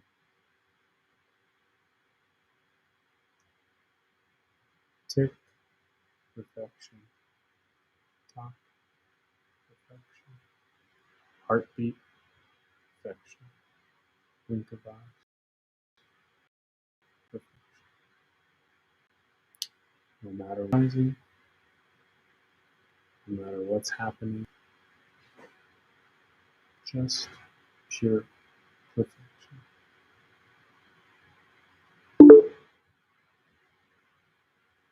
Oh, hello. Sorry, the battery ran out of the other computer. I'm glad that you got back on. Had a little monologue about perfection that everything is. It was quite beautiful. It's playful. Hopefully, kept the viewers happy and engaged. And Andres, what I was saying was that it would be nice with everything we're doing with No Limit Society and Igniting Global Awakening and capturing Satori to also collaborate with Mike in cataloging flavors of awakening with QRI. And I would love to explore doing that together, because obviously I've shifted a lot. Like this has become more and more of my natural state, and it's very peaceful, and it's very one, and it's very eternity or perfection that's looking, and it's very becoming more and more empty of self and more in pure service. Everything that I've been really excited about architecting is just naturally, spontaneously unfolding into those planetary infrastructures. And so it's a different flavor than like you were describing. There are I've seen a lot of as has been said in Zen, there's a lot of drunk on emptiness, and yeah, and there's also a lot of avoiding void as well. Mm-hmm. So those that are awake presence yet not depleted of conditioning. Yes. Yeah. So there's a lot of flavors here to catalog and explore, and so it'll be exciting to see how that unfolds together as well. That's a cool one. I like that. It's a good play, and we have plenty of people. We have over 100 people in the society, so it'd be cool to be able to collaborate and explore that. So one of the things that I would like to wrap with here is for you, is the density of consciousness is the difference between the, let's just call it light in in electromagnetic flux or the quantum electrodynamics. Is the difference in density, and I know you were mentioning that not every single always is this always coherent and harmonic, and this is always dissonant. I remember that point. Yep. But would you say that the density, what exactly is happening in the quantum electrodynamical flux of light across the densities that then signal said solar plexus chakra versus said crown chakra? Yeah. This is where actually the picture I never was able to show you, but from the same healing trauma from neural annealing, healing trauma of neural annealing has that picture. Well, you'll find it a little bit below, but basically it's a map of the state space of consciousness with two axes, which is like energy and then information content.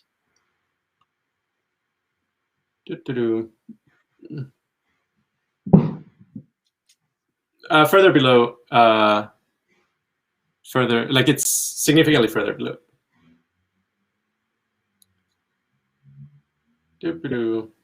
That the one above. So that, yeah, if you zoom in on that, basically the y-axis is essentially the energy level, whereas the x-axis is information content. And basically, if you take DMT, like what will happen is that you will go to greater energy levels, and like that's kind of unavoidable. It's like a matter of dose. I mean, of course, if you're not a non-responder, that might not happen. But I mean, roughly speaking, energy levels are organized in these kind of like 5 or 6 categories, which is like from threshold to chrysanthemum. In chrysanthemum, basically, you're still two-dimensional energy flux. Whereas like in magic eye level, actually you get like these complex 3-dimensional hallucinations and 3-dimensional embodied feelings. Waiting room, it actually becomes hyperbolic 3D space or higher dimensional. And in breakthrough, it's always hyperbolic space, and it's almost always higher dimensional, and is like open. There's like this other quality of like openness to it. So it's not contained. Waiting room is like contained, and that's similar to like the difference between like being a sphere versus being a torus. So that type of transformation. But then like that's not all the information you need, because also basically what is the density of the content of the information matters a lot, because you could be in a very energized state where, for example, you're in kind of this very crazy spaceship with machine elves and a lot of complex machinery and very irreducibly complex objects are happening. That would be kind of like in the middle, kind of like this like high energy, but also high information content. Whereas to actually have like a perfectly clean experience of the unconditioned or the pure consciousness, you have to be all the way up and all the way to the left. So that's like high energy, but close to zero information content, where basically things are experienced as kind of like this infinitely reflecting mirror room type universes, oftentimes of hyperbolic geometry. The reason is that energy also curves phenomenal space. I mean, again, I'm not saying this because I want to believe it or because I came up, just came up with it one afternoon, like, armchair philosopher. This is the result of like the think tank process of like talking to super smart people, doing this very seriously. And yeah, like basically there is this thing in physics called the Hamiltonian of a system, which is like, what are the equations that describe each energy level of a given system? And essentially, like for a given energy level, you can still arrange that energy in many different ways. Like, for example, what you will often see is that for let's say a magic eye level or a waiting room level, all the energy could actually be concentrated in the form of color qualia. So like it's the brightest possible blue or the brightest pink possible imaginable, or like it's beyond imaginable, but like extremely bright color. So bright that actually it has kind of a physicality of its own. We call it a hyper blue or hyper pink, the hyper versions of the colors. But then that energy can also shift towards, for example, a feeling of embodied energy waves, and that can shift towards thought forms or emotions. In general, the typical experience is going to be a kind of a balance of energies in each of the sensory modalities and each of the inner modalities. But you can concentrate the energy in one form or another. And basically, what you will find is that for a given energy level, there's still a huge number of possible configurations. So like, just as like there's so much poetry about like all the beauty of being a normal human being, likewise, there is going to be a huge amount of poetry about waiting room DMT level, because there's like waiting room DMT level that is flavored in a certain way, and then there's completely different flavors. And I suspect there's actually even more flavors of DMT waiting room experiences than there are flavors of normal human experiences. And yeah, I actually think this is actually like a physical energy, which ultimately will be the same as like energized consciousness. And each of the discrete energy bands are actually phase transitions. Not so different than, for example, ice going to liquid, going into vapor, except that we're talking about electromagnetic flux tubes and what happens when you energize those. And like at first, things just become a little bit brighter. If you energize it more, then you have kind of this phase transition where like things, rather than just attention moving in kind of like field lines, you can even move in kind of like whole planes. Like this is one of the crazy things that happen in high energy consciousness. That like it's not so much that you focus on things one at a time anymore. It's more like you're sending pads of awareness and attention everywhere. So that's a phase transition in like the very nature of attention, and it gets crazier the higher you go in the energy parameter. And like knotted consciousness as well. Like there's a lot of those. Like a lot of the machine elf, high information content, high energy are like patterns of like knotted consciousness with their own exotic acoustics, and again, completely exotic. We don't have really words for them, but they're real. They exist. They're possible configurations of consciousness. I'm thinking like what would be the best metaphor is something like, it's kind of like mud and gelatin. If you vibrate, like imagine you have like a bucket of mud and gelatin, and if you vibrate it enough, they start to kind of like blend into each other, and they form waves, and they change the way in which energy propagates. I think it's similar like that. Like, yes, these like configuration of electromagnetic binding patterns, if you energize it, you will get these phase transitions. Again, it's not the same as from liquid to gas, but it's of that type, except that in the electromagnetic domain. And like that's, yeah, we don't really have words for those different phases yet. So the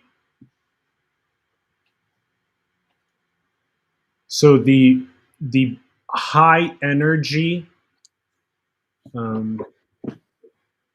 so would it be fair to say that low energy is like form? Low energy is going to be more solidified for sure. Okay. Give me one second. Yeah. You can take a laugh. Go. We'll wrap soon. Yeah, because of the laptop situation. Yeah, for sure. So, again, communicate our love to. Will do. We're very grateful to be able to use the computer here. So low energy is more solid, like form. In general. Higher energy as we go up here towards this breakthrough, that is like air. More like air, yeah. More like air, and more like air dancing. Yeah, and air currents. Air currents interpenetrating themselves. Yeah. And even higher, it becomes plasma. So it doesn't end in the we're a gas. It becomes plasma afterwards. Cool. And then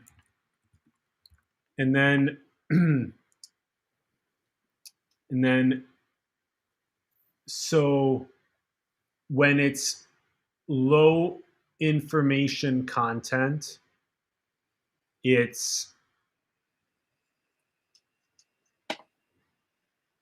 like coherence, and then high information content is what's the difference? So it depends on just basically, I mean, it's very related to how symmetrical. Like, what does a state of consciousness that's like pure noise? I don't even know. Have I felt something that's like pure noise before? You may have. I mean, the classic example is actually listening to white noise, and that actually has like hedonic effects. It very high noise works as a dampening. It has a dampening effect. So basically, if you are feeling very stressed out, actually listening to white noise can be soothing because it's going to override the patterns of dissonance. Oh, but if interesting. Yeah. Which is like why, like waves crashing in the ocean can be so therapeutic if you're very stressed out. It's just are waves considered pure noise? The sound that waves make is a certain type of noise that's called stochastic fractal noise, but it is very approximates white noise. Okay. So then there's there's the pure noise, and then there's what's low information content. So anything where nothing is like sticking out. There's nothing. If something is salient, is going to be like, let's say, a central point in your experience. Very little information, like very coherent experiences. So equanimous, evenness. Yeah. Evenness. So but then is pure noise not also? It's not even. That's the opposite of even. It is the opposite, except that there's also nothing salient, because there's nothing that sticks out. Everything is so diluted by this total noise that there's nothing salient. And in that sense, it's very similar. But they are complete opposites when it comes to the hedonic effects. That basically the lowest information content for a given energy range will be the most pleasant variety for that energy. Whereas total noise is actually perfectly neutral. So then what you may ask is like, well, where is the suffering? And suffering is actually somewhere in the middle, but it's actually more, the worst suffering is generally like kind of like close to zero information. Like, so like the complete left column, that would be perfect bliss.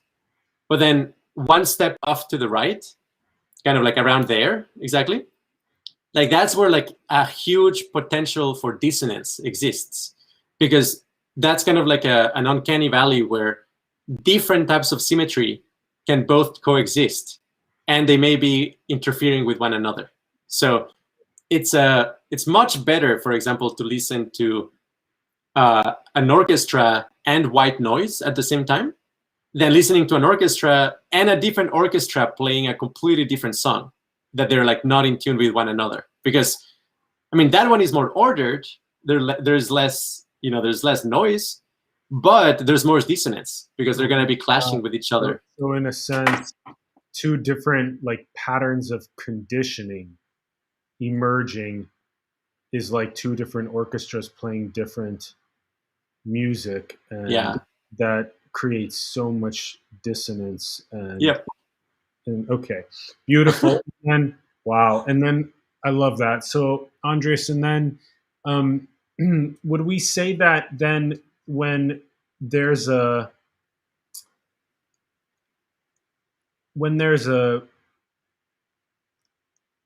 so again a very high energetic and a low information content. So there's a air, plasma, like interpenetration, and that there's an evenness. Yeah. No specific thing is sticking out. Yeah. This is the fabric or the substratum. Yeah. Substrate itself. Yeah. Yeah. And then would that also be, would this corner, this top left corner, would this also be somewhat analogous to what was called like Indra's net? Yeah. It's going to be very related. I would say Indra's net experiences are also just slightly to the right because they do have a fractal structure. And in that sense, they do have a little bit of information, but it's very little. So most Indra's net experiences, which again, like they're real, they're a valid state of consciousness, you can experience in meditation or psychedelics, around there, they just have a little bit of information. And so it's actually, they're fine. They tend to be very pleasant and euphoric and insightful and beautiful.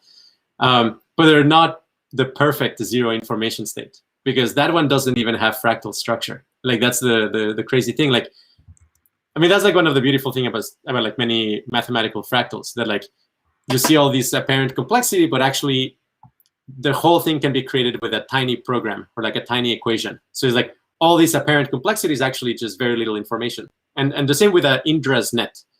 There's like these, spheres endlessly repeating the reflections of the spheres within the spheres and so on. Yeah, that has very little information, but it still has some information.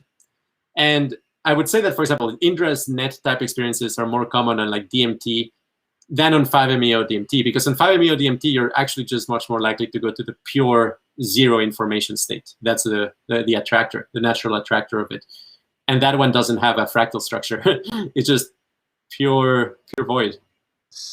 So the sole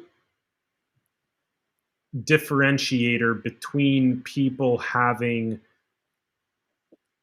experiences of oneness that include the Indra's net / Mandelbrot, Benoit Mandelbrot style fractals, is that there is still some sort of a small fractal-like structure or pattern or something that is, versus when you go all the way over here, this is where there's no fractal, like there's no repeating pattern, there's nothing to fixate on. There's just an absolute evenness that is, that's okay. So now my follow-up question to that is, would an example of this corner here, would it also be examples like these? Or is this, Yeah. The one on the left, bottom left, like, that picture. Yeah. Yeah, that would be a classic Indra's net experience. So what is like this, but for your top left corner? I mean, it could be. I mean, like it is literally can be like your experience has like fragmented into components where each of those components have a perfect copy of the content of the entirety of the experience.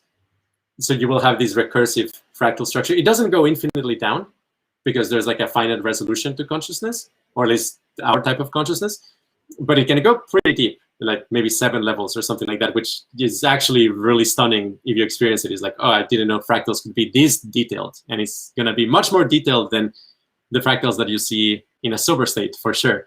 But there's like many configurations. I mean, this is like visual, audio, tactile, and their interrelationships. There's not one Indra's net, just as there's not one fractal, right? There's many possible Indra's net experiences. And almost all of them, they're very blissful and beautiful. Not all of them, because some of them may actually be, like fractal noise or fractal dissonance, which is unstable, and that's why they're not like attractors.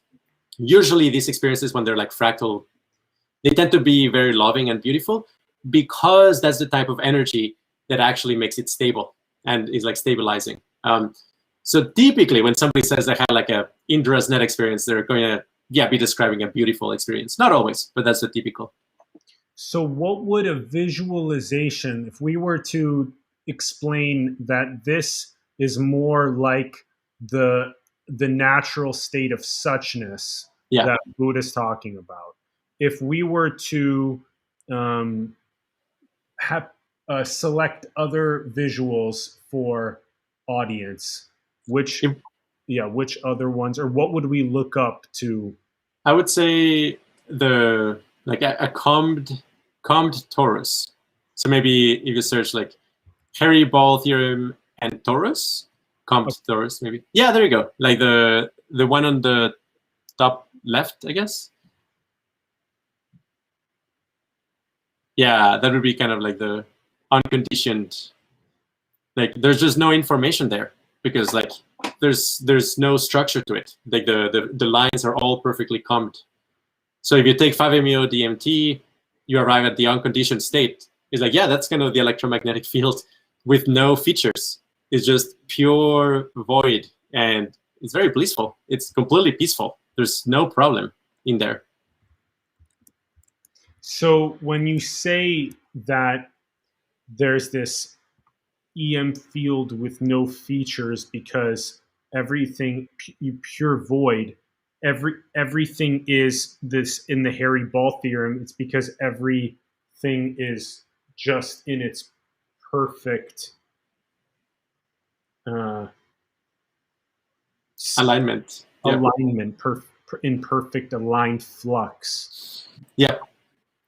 And that's the beauty, that like you don't do this by doing surgery. You don't do this by individually going to every point and like putting the vector in that direction.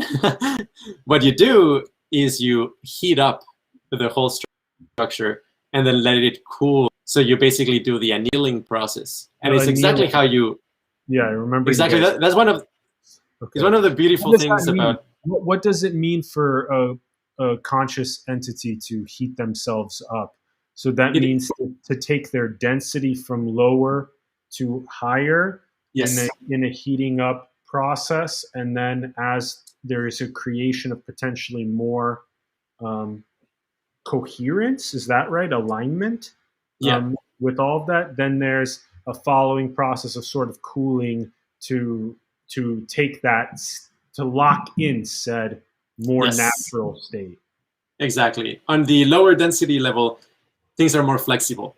So you can do a lot of search, what we call neural search over there, and find solutions that then as you cool down, they stick with you, and you'll be better aligned. And this is both at the level of beliefs and attitudes, but also at the micro level, that like even like certain kinds of like chronic pain or like energy blockages in your body that also can go away through this process. And I mean, to me, it's very beautiful that like, again, like you don't do this by surgically trying to fix everything. You do this by instantiating a process that gives rise to a new kind of self-organization. So it's like the paradoxical thing that if you want to get something more ordered, you first disordered more, and then you cool it down. So because otherwise it's computationally intractable. So, and in general, I think that's how we think of future technologies at QRI, is a lot less of like, oh, how do we like fix this particular part of the nervous system? It's more, how do we kickstart a holistic process that has self-healing properties? Yeah, cool. So how does, when the consciousness is heating up in the annealing process, how does there a creation of a more entropic or disordered state, but yet there is still the alignment or the coherence? Like, how is the hairy ball both perfect alignment but also entropic in a process? That might be the thing where you're simultaneously instantiating a unified field while keeping the information of the other fields as well. And I mean, again, like that will happen at some energy levels. I think if you raise the energy far enough, it just can't happen. I think like it will just basically just collapse into the basically the pure consciousness type of realms. But if you can keep it, I mean, it's kind of like this whole idea of like you need the balance of forces. Like it's again like kind of like you need to find exactly the place where kind of the pure consciousness and the form can simultaneously coexist, and it's going to be a corner. Like you need to balance a lot of forces and keep the balance there, or it's going to deviate to something else. Yeah. So it's a Goldilocks zone. It's very much a Goldilocks zone. The Goldilocks zone. Yeah. Cool. That makes sense. The more that reality becomes formless, it simultaneously is form. And it's sort of like this lower chakric formness is where the start is. And then there's this higher density formlessness. And then the form is empty, empty is form kicks in, because the emptiness that is the formlessness kicks in as you sort of reach said higher. The differentiation ceases, and that the simultaneity is experienced. The simultaneity is experienced, and the differentiation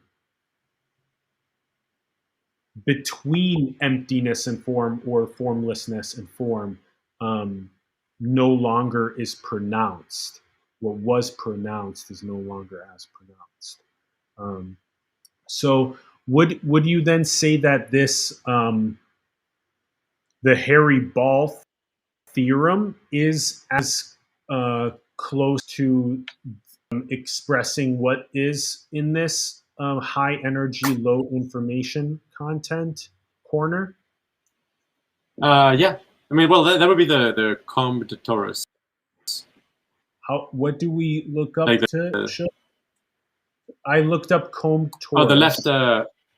They're both. So the donut there would be the combed torus, and the hairy ball would be the other one. Oh no, the one you have selected already. Yeah. And then which other one were you talking about? So, and then the sphere that is right next to it on top. Oh, this one? Yeah, that one is the one where there's an ego, because the structure is such that you cannot comb it. Whereas the torus, you can actually comb it. And so you can actually get no sticking point at all. Okay, wait a second. So in this one, which is the torus, yes, in the torus you can comb it. Yes. And in this one, where there's a center, is that the idea? Is that there's a center, right? Yeah. Whereas in this one, in the torus, there's no center, right? Yeah. Okay, so in the torus, there's no center, meaning it's empty of self. Yeah. Meaning that it is the field. Yeah. We can say that. Yeah. Okay. And then meaning that in this one, there's a real big solidity in the center. Yeah. And then why can't it be combed because of the solidity in the center? There's a proof, and it's a little bit complicated, but it has to do with Euler's number. But the simplify it as much as you can. Or I mean, oh my goodness, give us the essence of why can't the contracted egoic self with the center, why can't that be combed? And what do we mean by combed? Yeah. So combed meaning alignment, right? Like, I mean, this is very interesting. Like, if you pay attention to how your attention moves around from second to second, for most people, in most circumstances, is going to be your attention is kind of like, there's several operations. Like, one is like scanning for salient objects. You fixate your attention briefly there.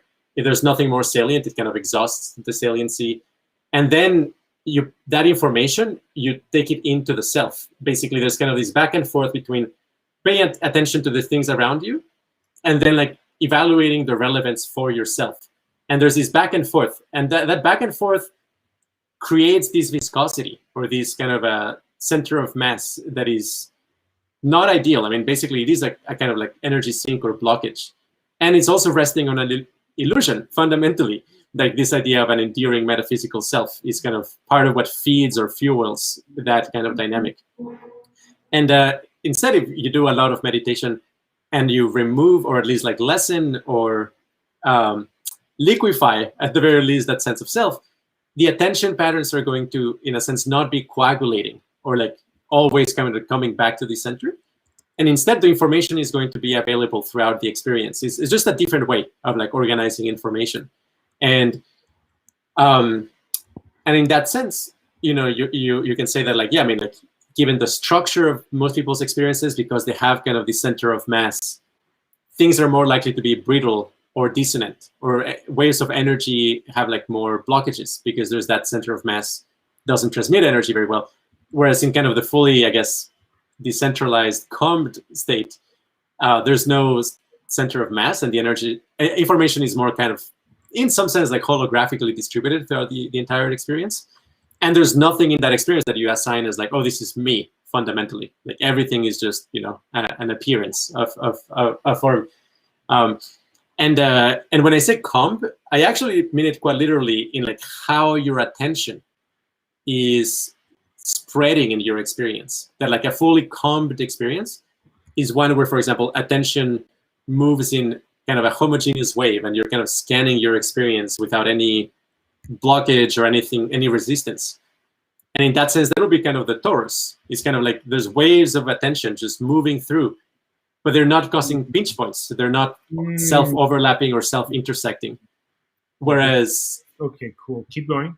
Yeah, whereas with a sense of self, your attention kind of like goes one place and then bounces back, goes one place and bounces back. Yes. And that quality causes a certain kind of dissonance. And as long as you're shaped like that, it doesn't matter if you rearrange the things in your life or the world, you're still going to be processing the world through that shape.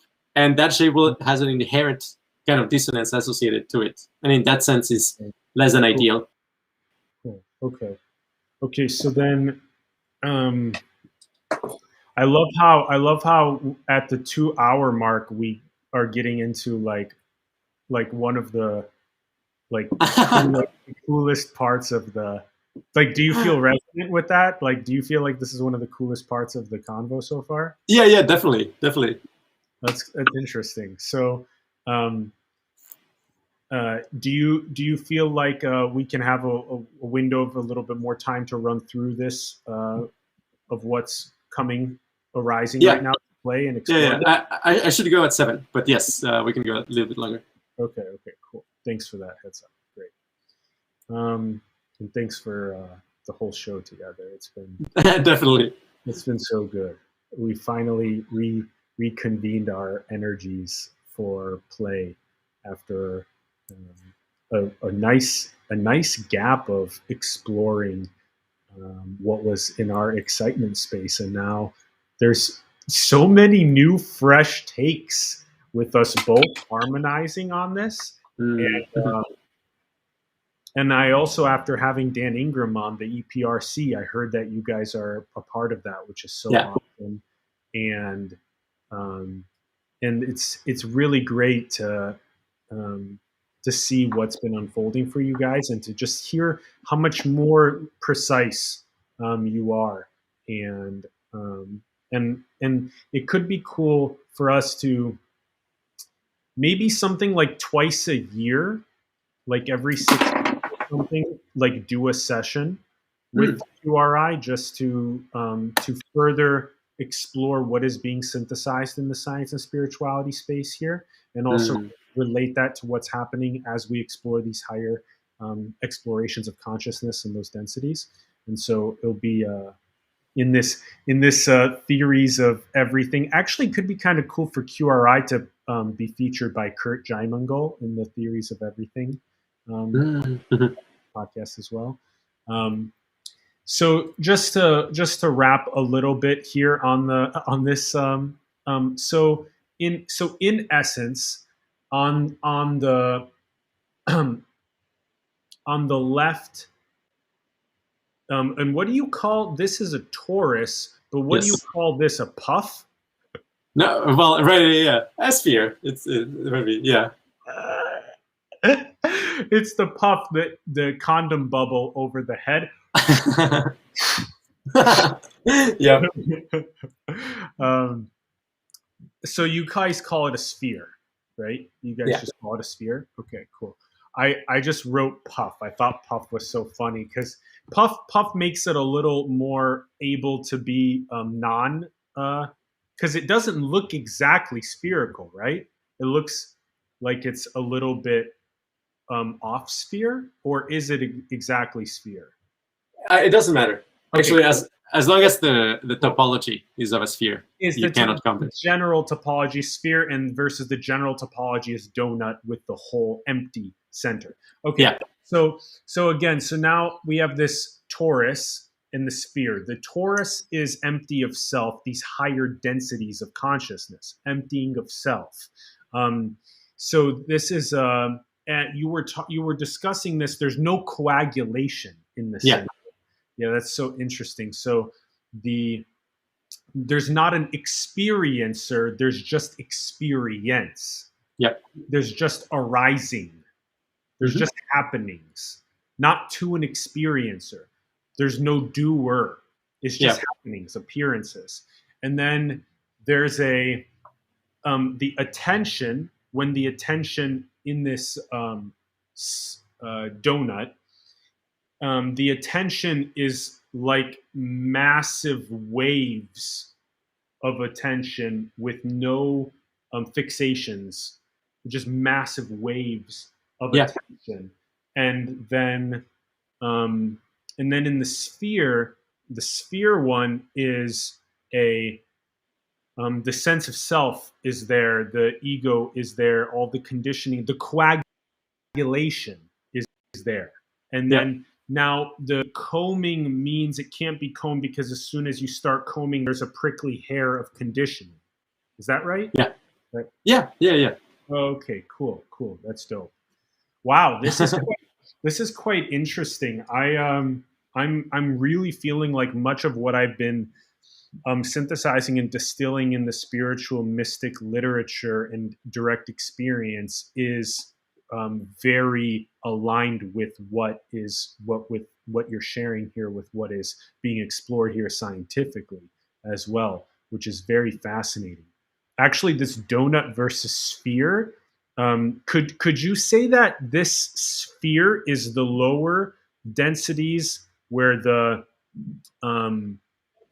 you're more in like the yellow ray, and then I see what you're, because there's both in every single one, but and then this shift more to the donut, the torus, is more of the higher densities that are more empty of self. So it could almost look like it's spectrum from this to this. To an extent, yeah. And it is, I think, for sure that basically with the lower densities, I mean, you could call it like there's more infighting, or like more fighting with yourself, because if you're like full of structures like that, essentially the fields will not be able to arrange themselves in a way that they don't self-intersect. And that is the thing that you want to avoid. I mean, we think like that's basically the source of suffering here, that basically whenever the waves of energy inside you collide, that causes dissonance. So you have to reshape yourself in such a way that they actually just flow without colliding. And that is the high valence configurations. So cool, yeah. Flow without colliding. Yeah. Cool. Wow.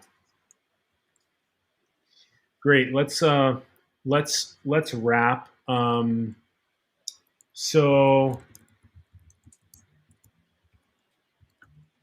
this has been fascinating. So you would say that this sort of this is one of the best visualizations, potentially the sphere to the torus of the densities of consciousness as they appear. Yeah, it would be one of maybe a couple that I would probably select. But I'll have to think of a clean way of explaining it. I might make a video about it. Yeah. That's dope. Okay, so Yeah, and so by the way, for everyone that's tuning in, thank you. We love you. We're so fucking grateful, fam. Thank you. Thank you. Thank you. Definitely. And you can find the link to Andrés' YouTube channel in the bio of the video, where he has a lot of other content on his channel that helps unpack what he's been talking about. And so subscribe to his channel, go and check it out, like his content there. If this video also brought you value, give it a like, help the algorithm. Subscribe to the channel if you haven't yet. Also share the video with other people that you feel like this would resonate with. Energy and consciousness, baby. The synthesis of science of spirituality, baby. QRI. That's right. And also leave us a comment below with your thoughts on the episode. We would love to also hear from you. And also you can support Qualia Research Institute. They have a donate button. You can go and support them and join their efforts, because they're independent. They're still not, still completely independent. So there's it's really important basically for us to collectively fund their efforts. And so get behind them. If you believe in what Andrés has been sharing, if it's really resonant with you, go and support them so they can continue. They've been bringing on new people onto staff and taking on new projects, which is awesome. And there are all these like new, fresh people that are graduating or that are just really fascinated about this field and that are getting involved in their efforts. So they're also scaling up, which is great. I will stop the screen sharing over here. And my brother, thank you again, Andrés. Infinite love for you, brother. This has been so beautiful. What a great meeting. What a great meeting of us after so long. Our energy's reusing so beautifully here. Thank you again so much. And congrats on all of the great It's been awesome learning from you and everything that you guys have been achieving. So great job. And thank you so much. And in one word here, I guess, like it's the reason why we're a nonprofit is basically we think that basically we actually need to keep the science away from commercial interests. That like we want to actually have like a science of consciousness, science of well-being. It has to be really pure. Like it cannot be like influenced by okay, what is the next product cycle going to say that we should say, or what is it that we should say that will make people like us? Actually, what we want to say is just the truth. Actually whatever will actually help as many people as possible. In that sense, we are committed to being a nonprofit. We will eventually have like spin-off companies as like this research actually becomes like available for like diagnostic tools or like therapies. But for the time being, it's a nonprofit, and we basically do kind of like require funding to maintain the nonprofit effort to the point where we can ultimately license technologies or therapies, diagnostic tools. But for the time being, any support is super, super appreciated. So and also thank you so much for giving me this space and wonderful questions and conversations. It's great talking to another open individualist. It's very funny. It's really fun. Thank you. So beautiful. Thank you. And let's go ahead. I will end the stream, but you and I will stay in the studio for just a quick minute, okay? Perfect. Bye everyone. Infinite love. Infinite bliss. Love everybody.